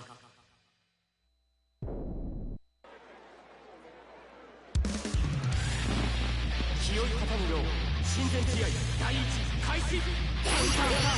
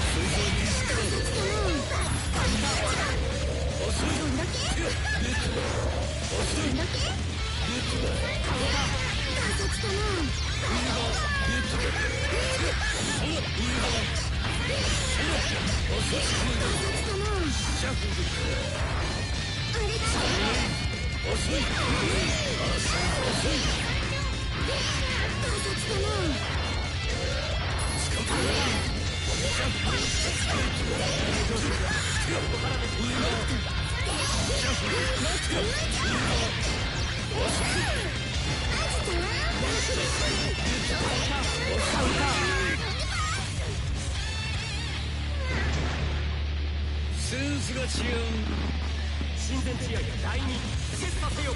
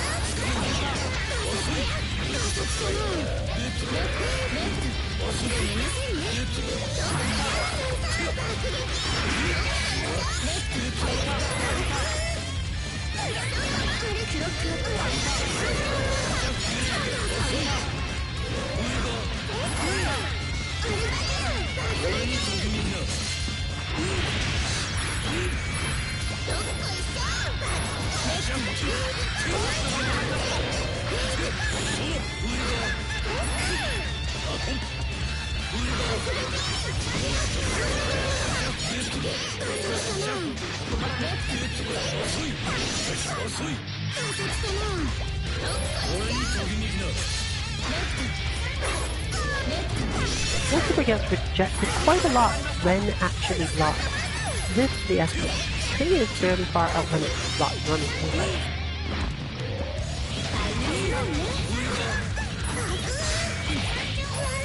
Johnny does have some trouble with S-House, but not as much as most characters.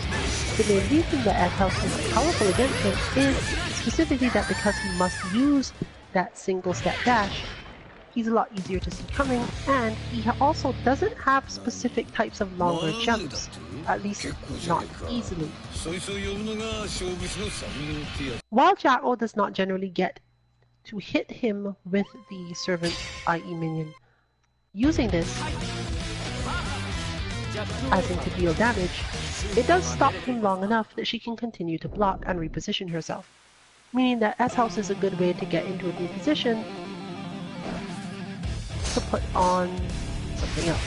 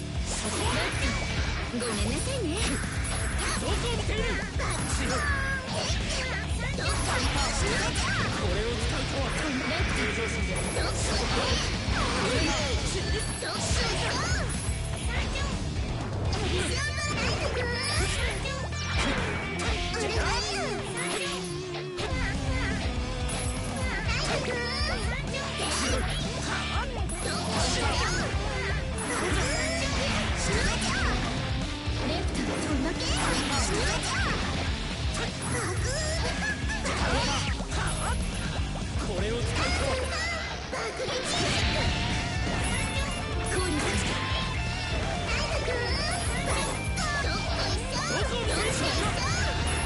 親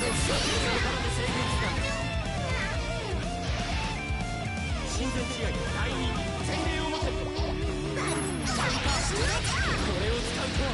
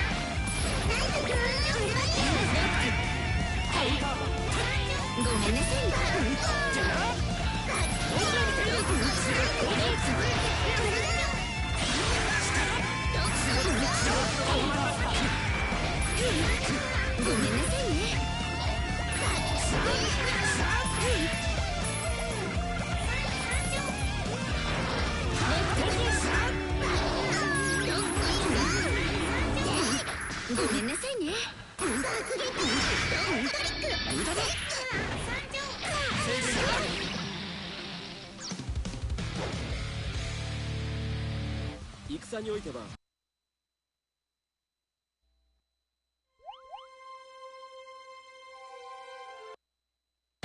チョリンジャック王様、審判は練れていますか。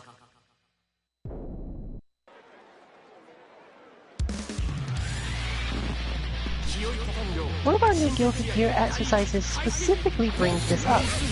The game itself, in Johnny's exercise, points out to you that Johnny's dash is a step, and therefore you can learn to check it, similar to how you're used to. This is particularly important when Johnny is far enough out that his dash won't actually reach in one motion, because he either has to do a move, meaning that depending on the range of your own move and the speed of his, you will succeed at the check, or you will still manage because he's just going to dash again.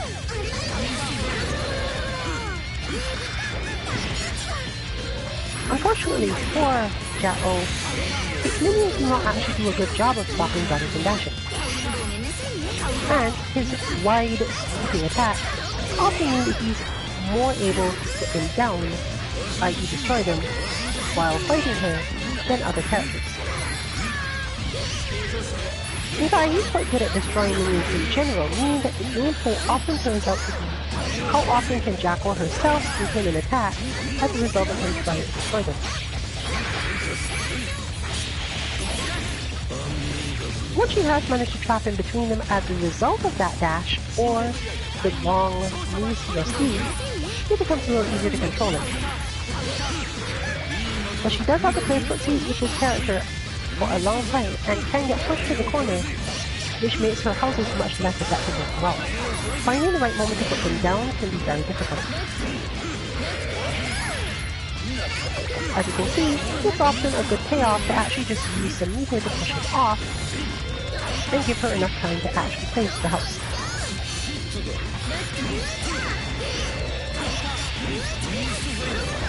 He's also not very weak against a command throw illusion driver.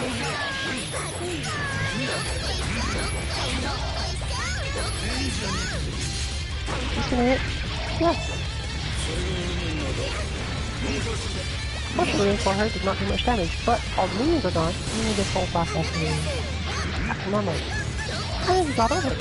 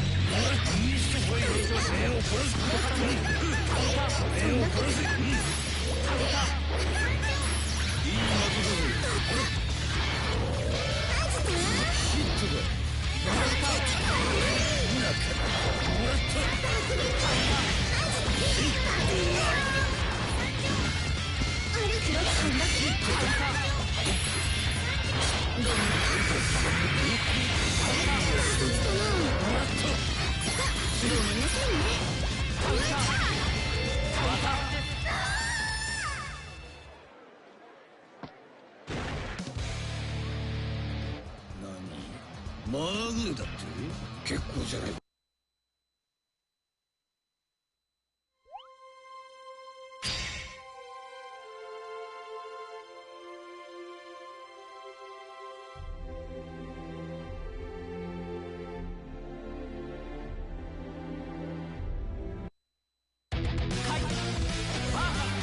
ジャック王様、シンさんは寝れていますか？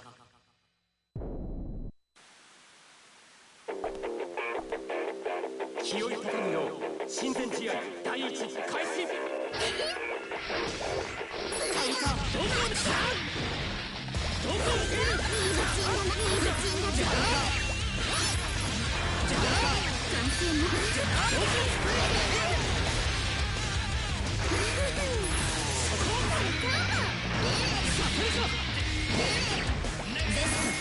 遅い。これを使うと大自身ね。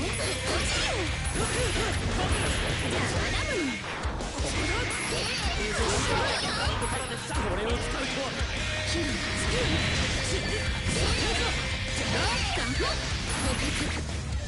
ごめんなさい。響けライトだ。じゃあ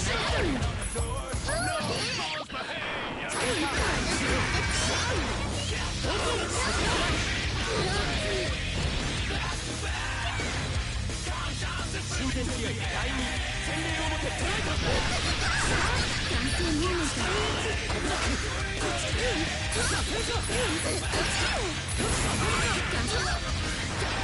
じゃあまだランスね。友人だな。じゃあまだマジシャンね。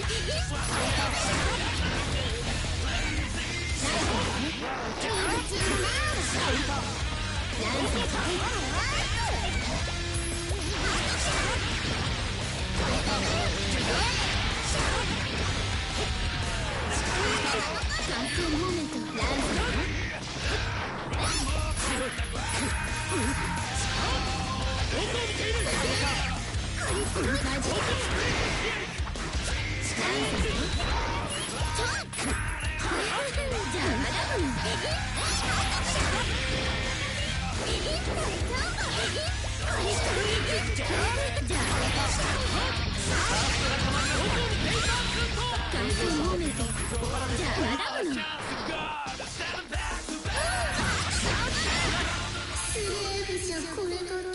ンス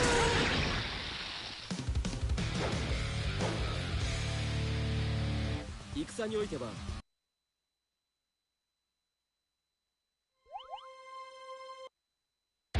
勝利にジャック王様、シンさんは寝れていますか？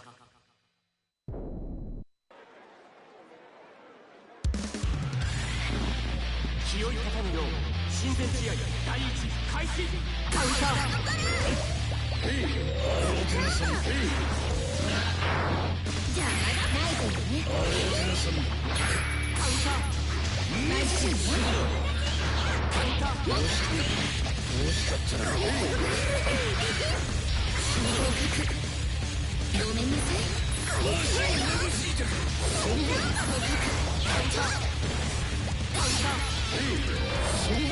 ゃあまだ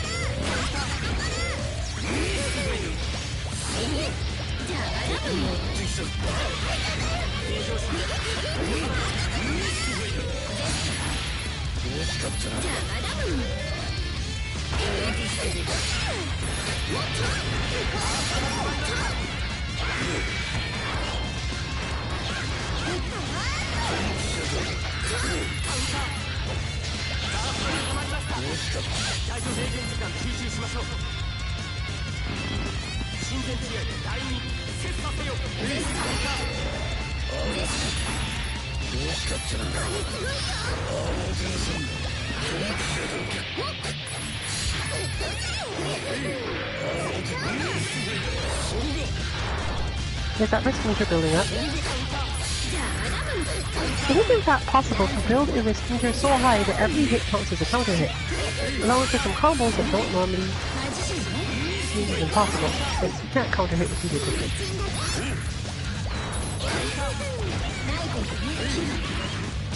However, the fact that subsequent hits in a combo don't necessarily count as counter hits in certain situations makes this a little more confusing.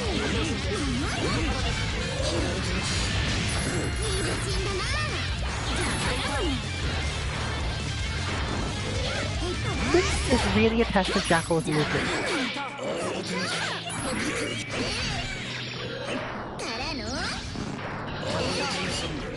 Meter usage also comes into play, but once the minions are out and she gets a good start, she's more specifically meant to think about how to use the meter to build up more momentum.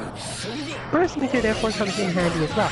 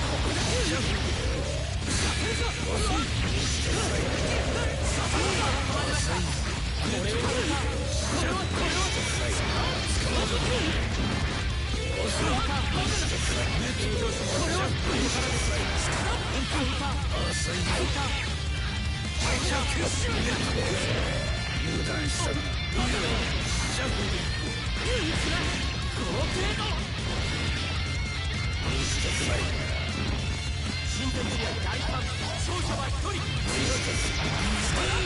れを使うとは拾いなさい。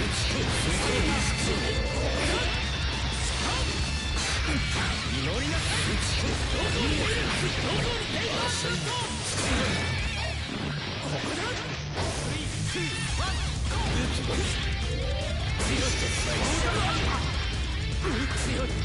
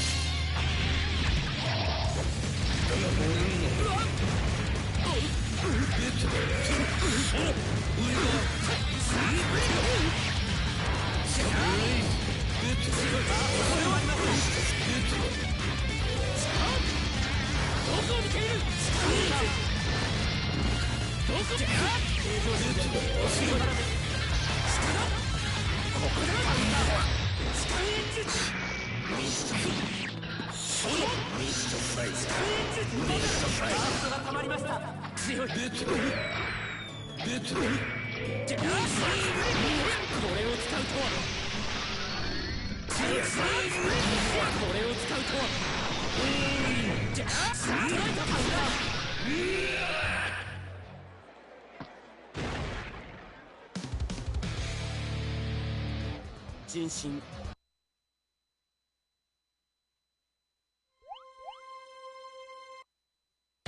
勝利にジャック王さん、新さんは出れていますか。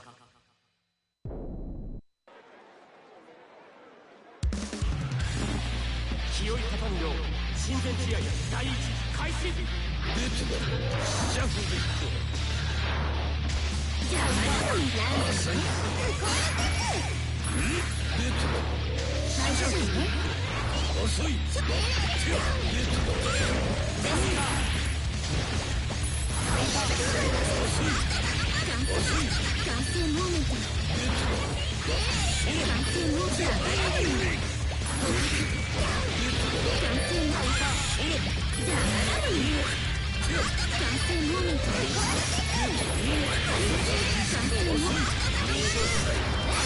Here we see even more of the specifics of Jackal Blade.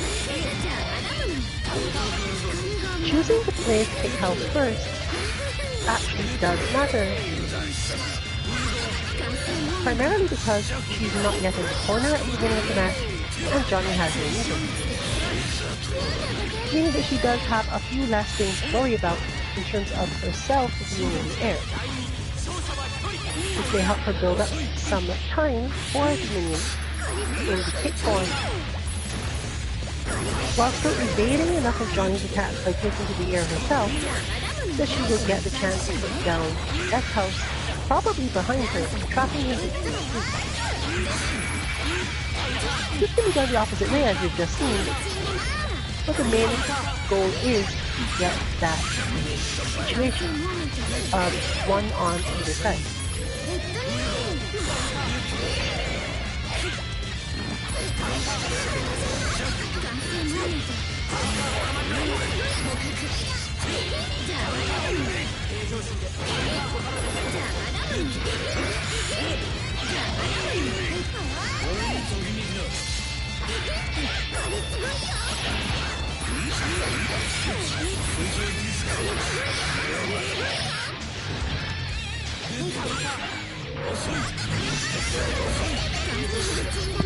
Johnny's forced to use his last point.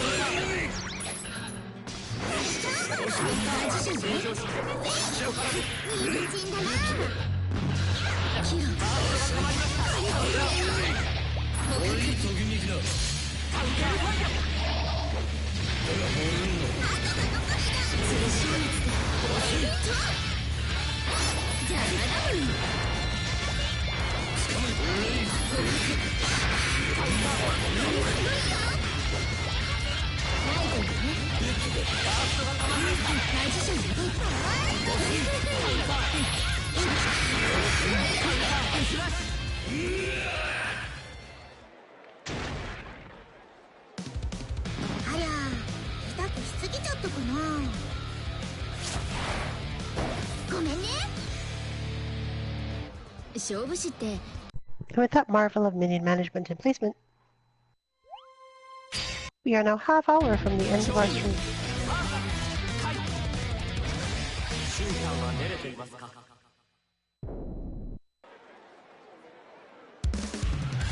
So if you are planning to join it, please bear in mind that we will only be continuing for another 30 minutes.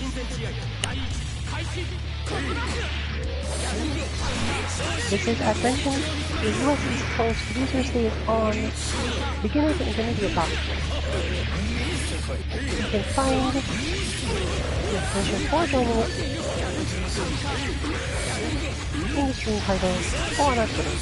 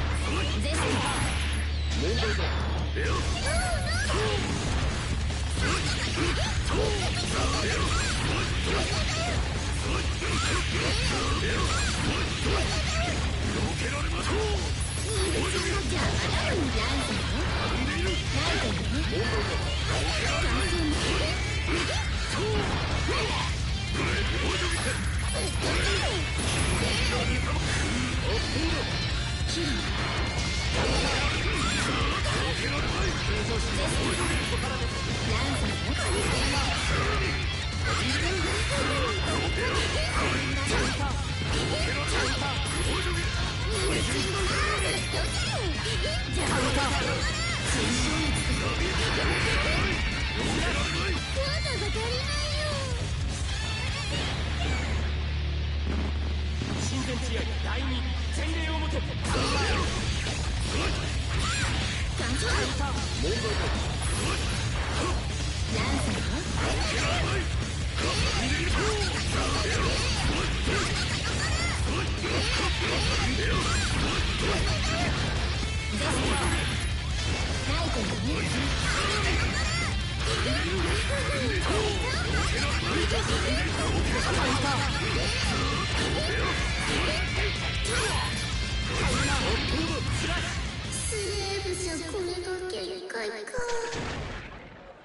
The exercises related to Leo are not ones that we intend to release at first, as they mostly try to teach you how to deal with his stance before it happens. We're still researching, therefore, whether or not all of the exercises can be used by all characters to achieve more or less the same level of proficiency in dealing with the stance, or just in dealing with Leo. ジャック王さん審判は練れていますか気負い立たぬよう親善試合第一開始こ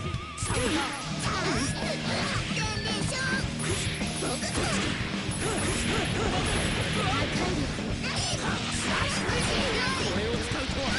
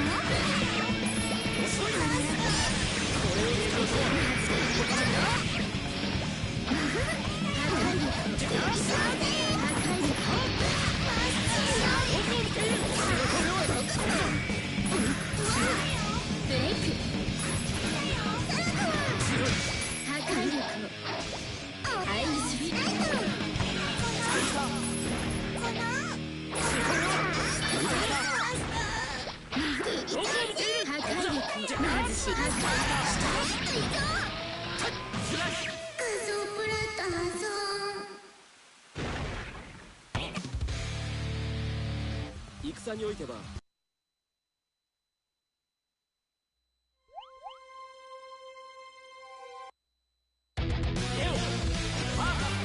ジャック王様審判は練れていますか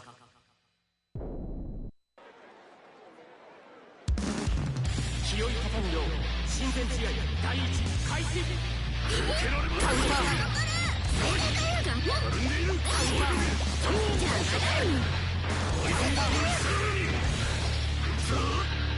マジシャン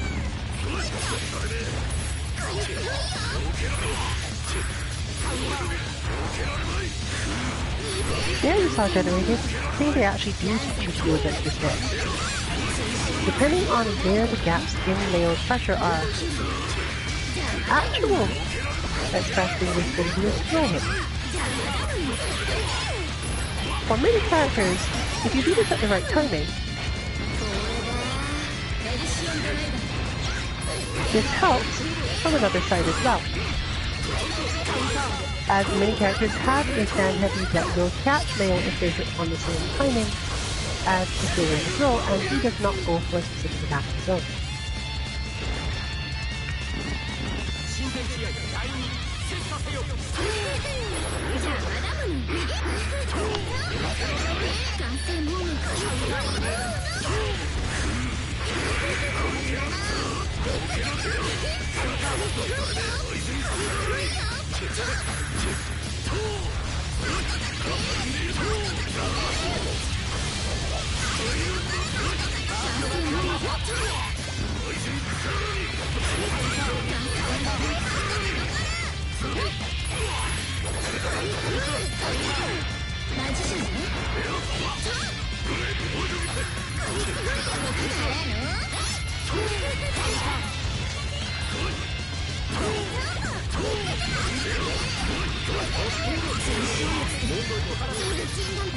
Leo is in fact one of the hardest characters for Jackal to lock down with houses and minions, but the one against whom she benefits the most from actually making everything around her explode. If she sets up a sufficient minefield with this intention, it limits Leo's style of play quite a lot, as he cannot actually block when to a specific extent. The difficulty is, as shown there, making sure that you do this in time that he would actually get blown up. Fortunately, unlike the other aspects of it, where minions have to stay out under a certain circumstance or similar, the explosion more or less happens either way.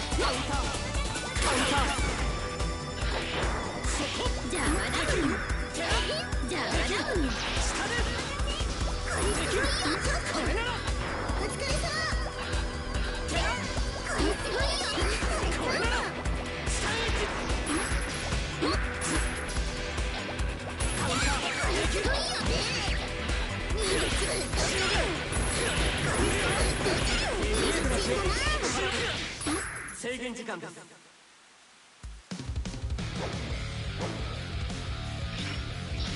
またいつでもお相手します。はい、勝利大勝。戦においてはまず相手の背後を見ることです。態度があれば知が、なければ決死の覚悟を持っています。そしてもし守るものが見えている、その敵に勝つことは諦めるべきなのです。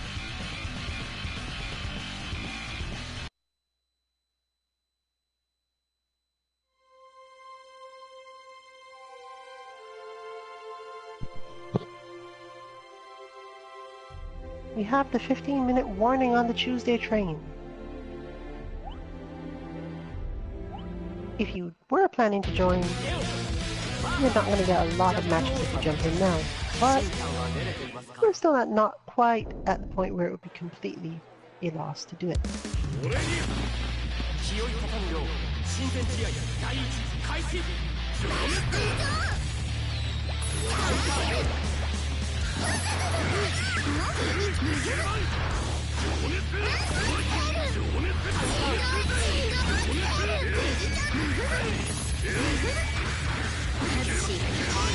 One of our other exercises in the upcoming is to learn to super jump out of pressure, which is of course extremely difficult, but the elbow exercise will allow you to learn this.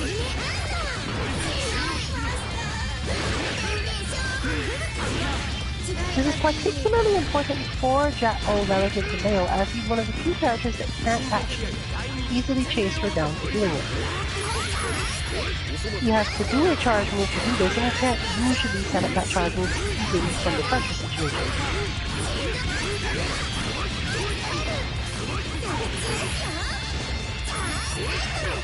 Since she's also able to blast downward at him, float herself in the air longer, and keep the various set up for air blocking, super jumping against him is a good strategy for her as it keeps her so far out of the way of his attack. Leo in turn, therefore, starts to think about how to reposition himself underneath her to be ready to launch an attack, but this means that she can then jump less high, drop down onto his head, and actually become a threat that way.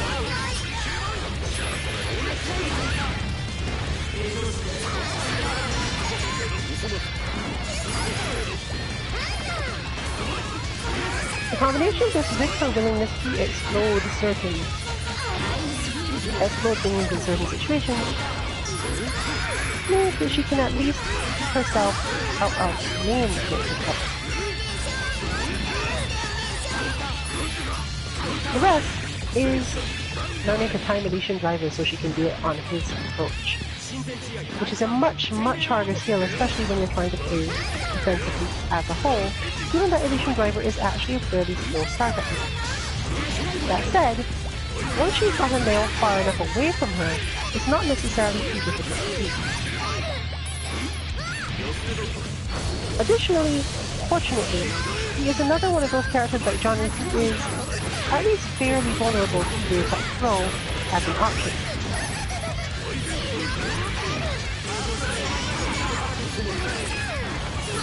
Note the wake up throw does only work if the player is very close, and therefore he can of course space himself out and prevent it from happening.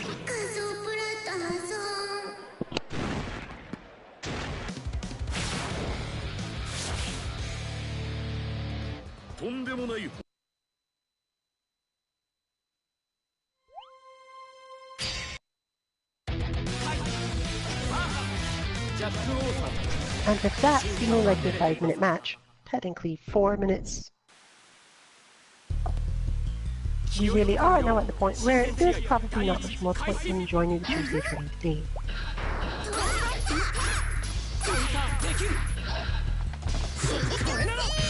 However, for the first time, once again we are able to offer more Guilty Gear content later in the week. Specifically, all of the work we have done coming up with specific ways that we can be using the provided forms. X, specifically character matchup stuff, but not really with the aim of defeating the character. Each character, despite also having a hey, this way, also usually has a way to learn something more difficult and that requires higher skills.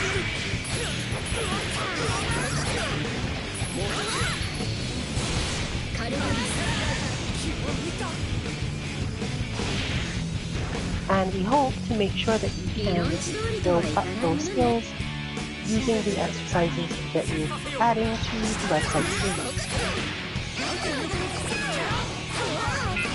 Since these are not bots, we are probably not going to put them under the GG-bots URL. What exactly they'll be called is still unclear, but it might just be GG-X for either exercises or something I thought of this morning and had already forgotten.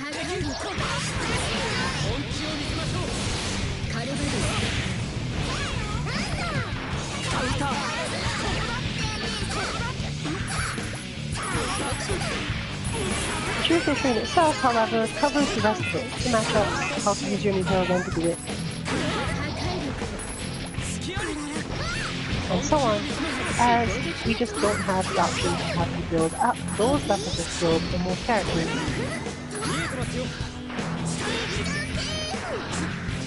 The way Guilty Gear works out with the DLC characters is that their files are in there, you can even see it by the fact that the numbers skip a page. But if you haven't purchased a character, you don't have a file. Or exercise. We will therefore be releasing the ones for base type characters first, so you don't have to worry about that. You may sneak in one for Disney, as it helps players of a certain set of characters, and we're able to demonstrate those pretty easily, regardless of the overall situation.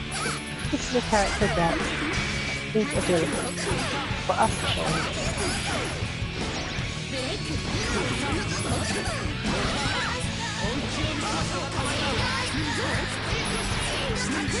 That is actually one of the skills you will be seeing. Roman Cancel into Gold Burst is surprisingly effective at a lot of things.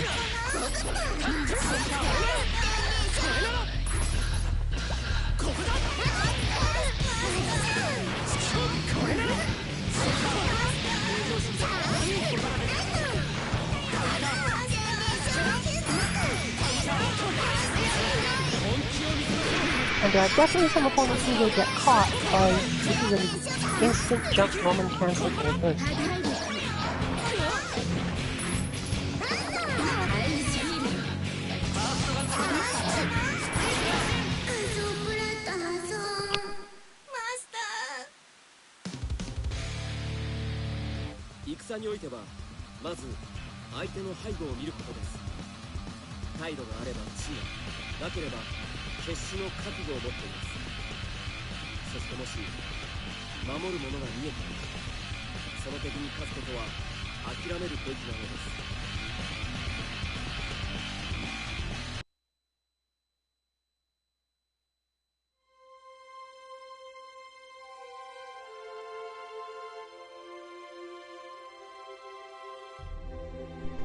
Huh.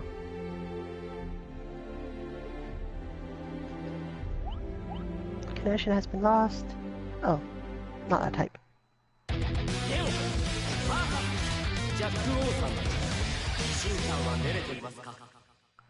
This therefore will in fact be our final match of the night. There is no stream from us tomorrow, as we are not in fact going to be moving up any Guilty Gear content and have no plans of doing Sandbag Casual Fighter. Or Unity. Certainly we'll call that our night off.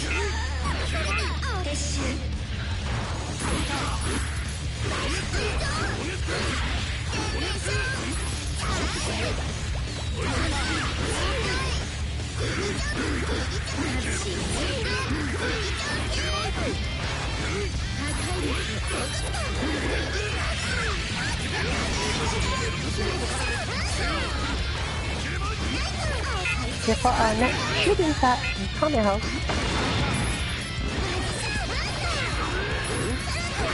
on Thursday as always.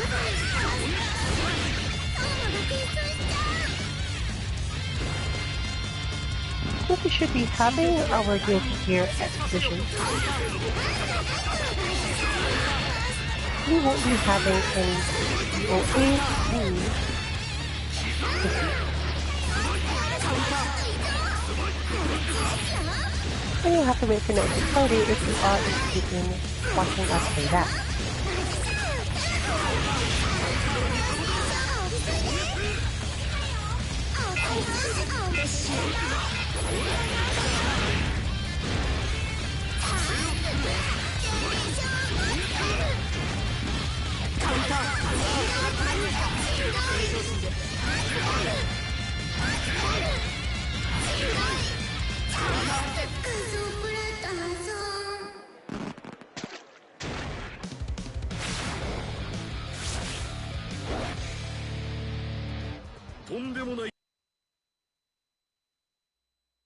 That said, this has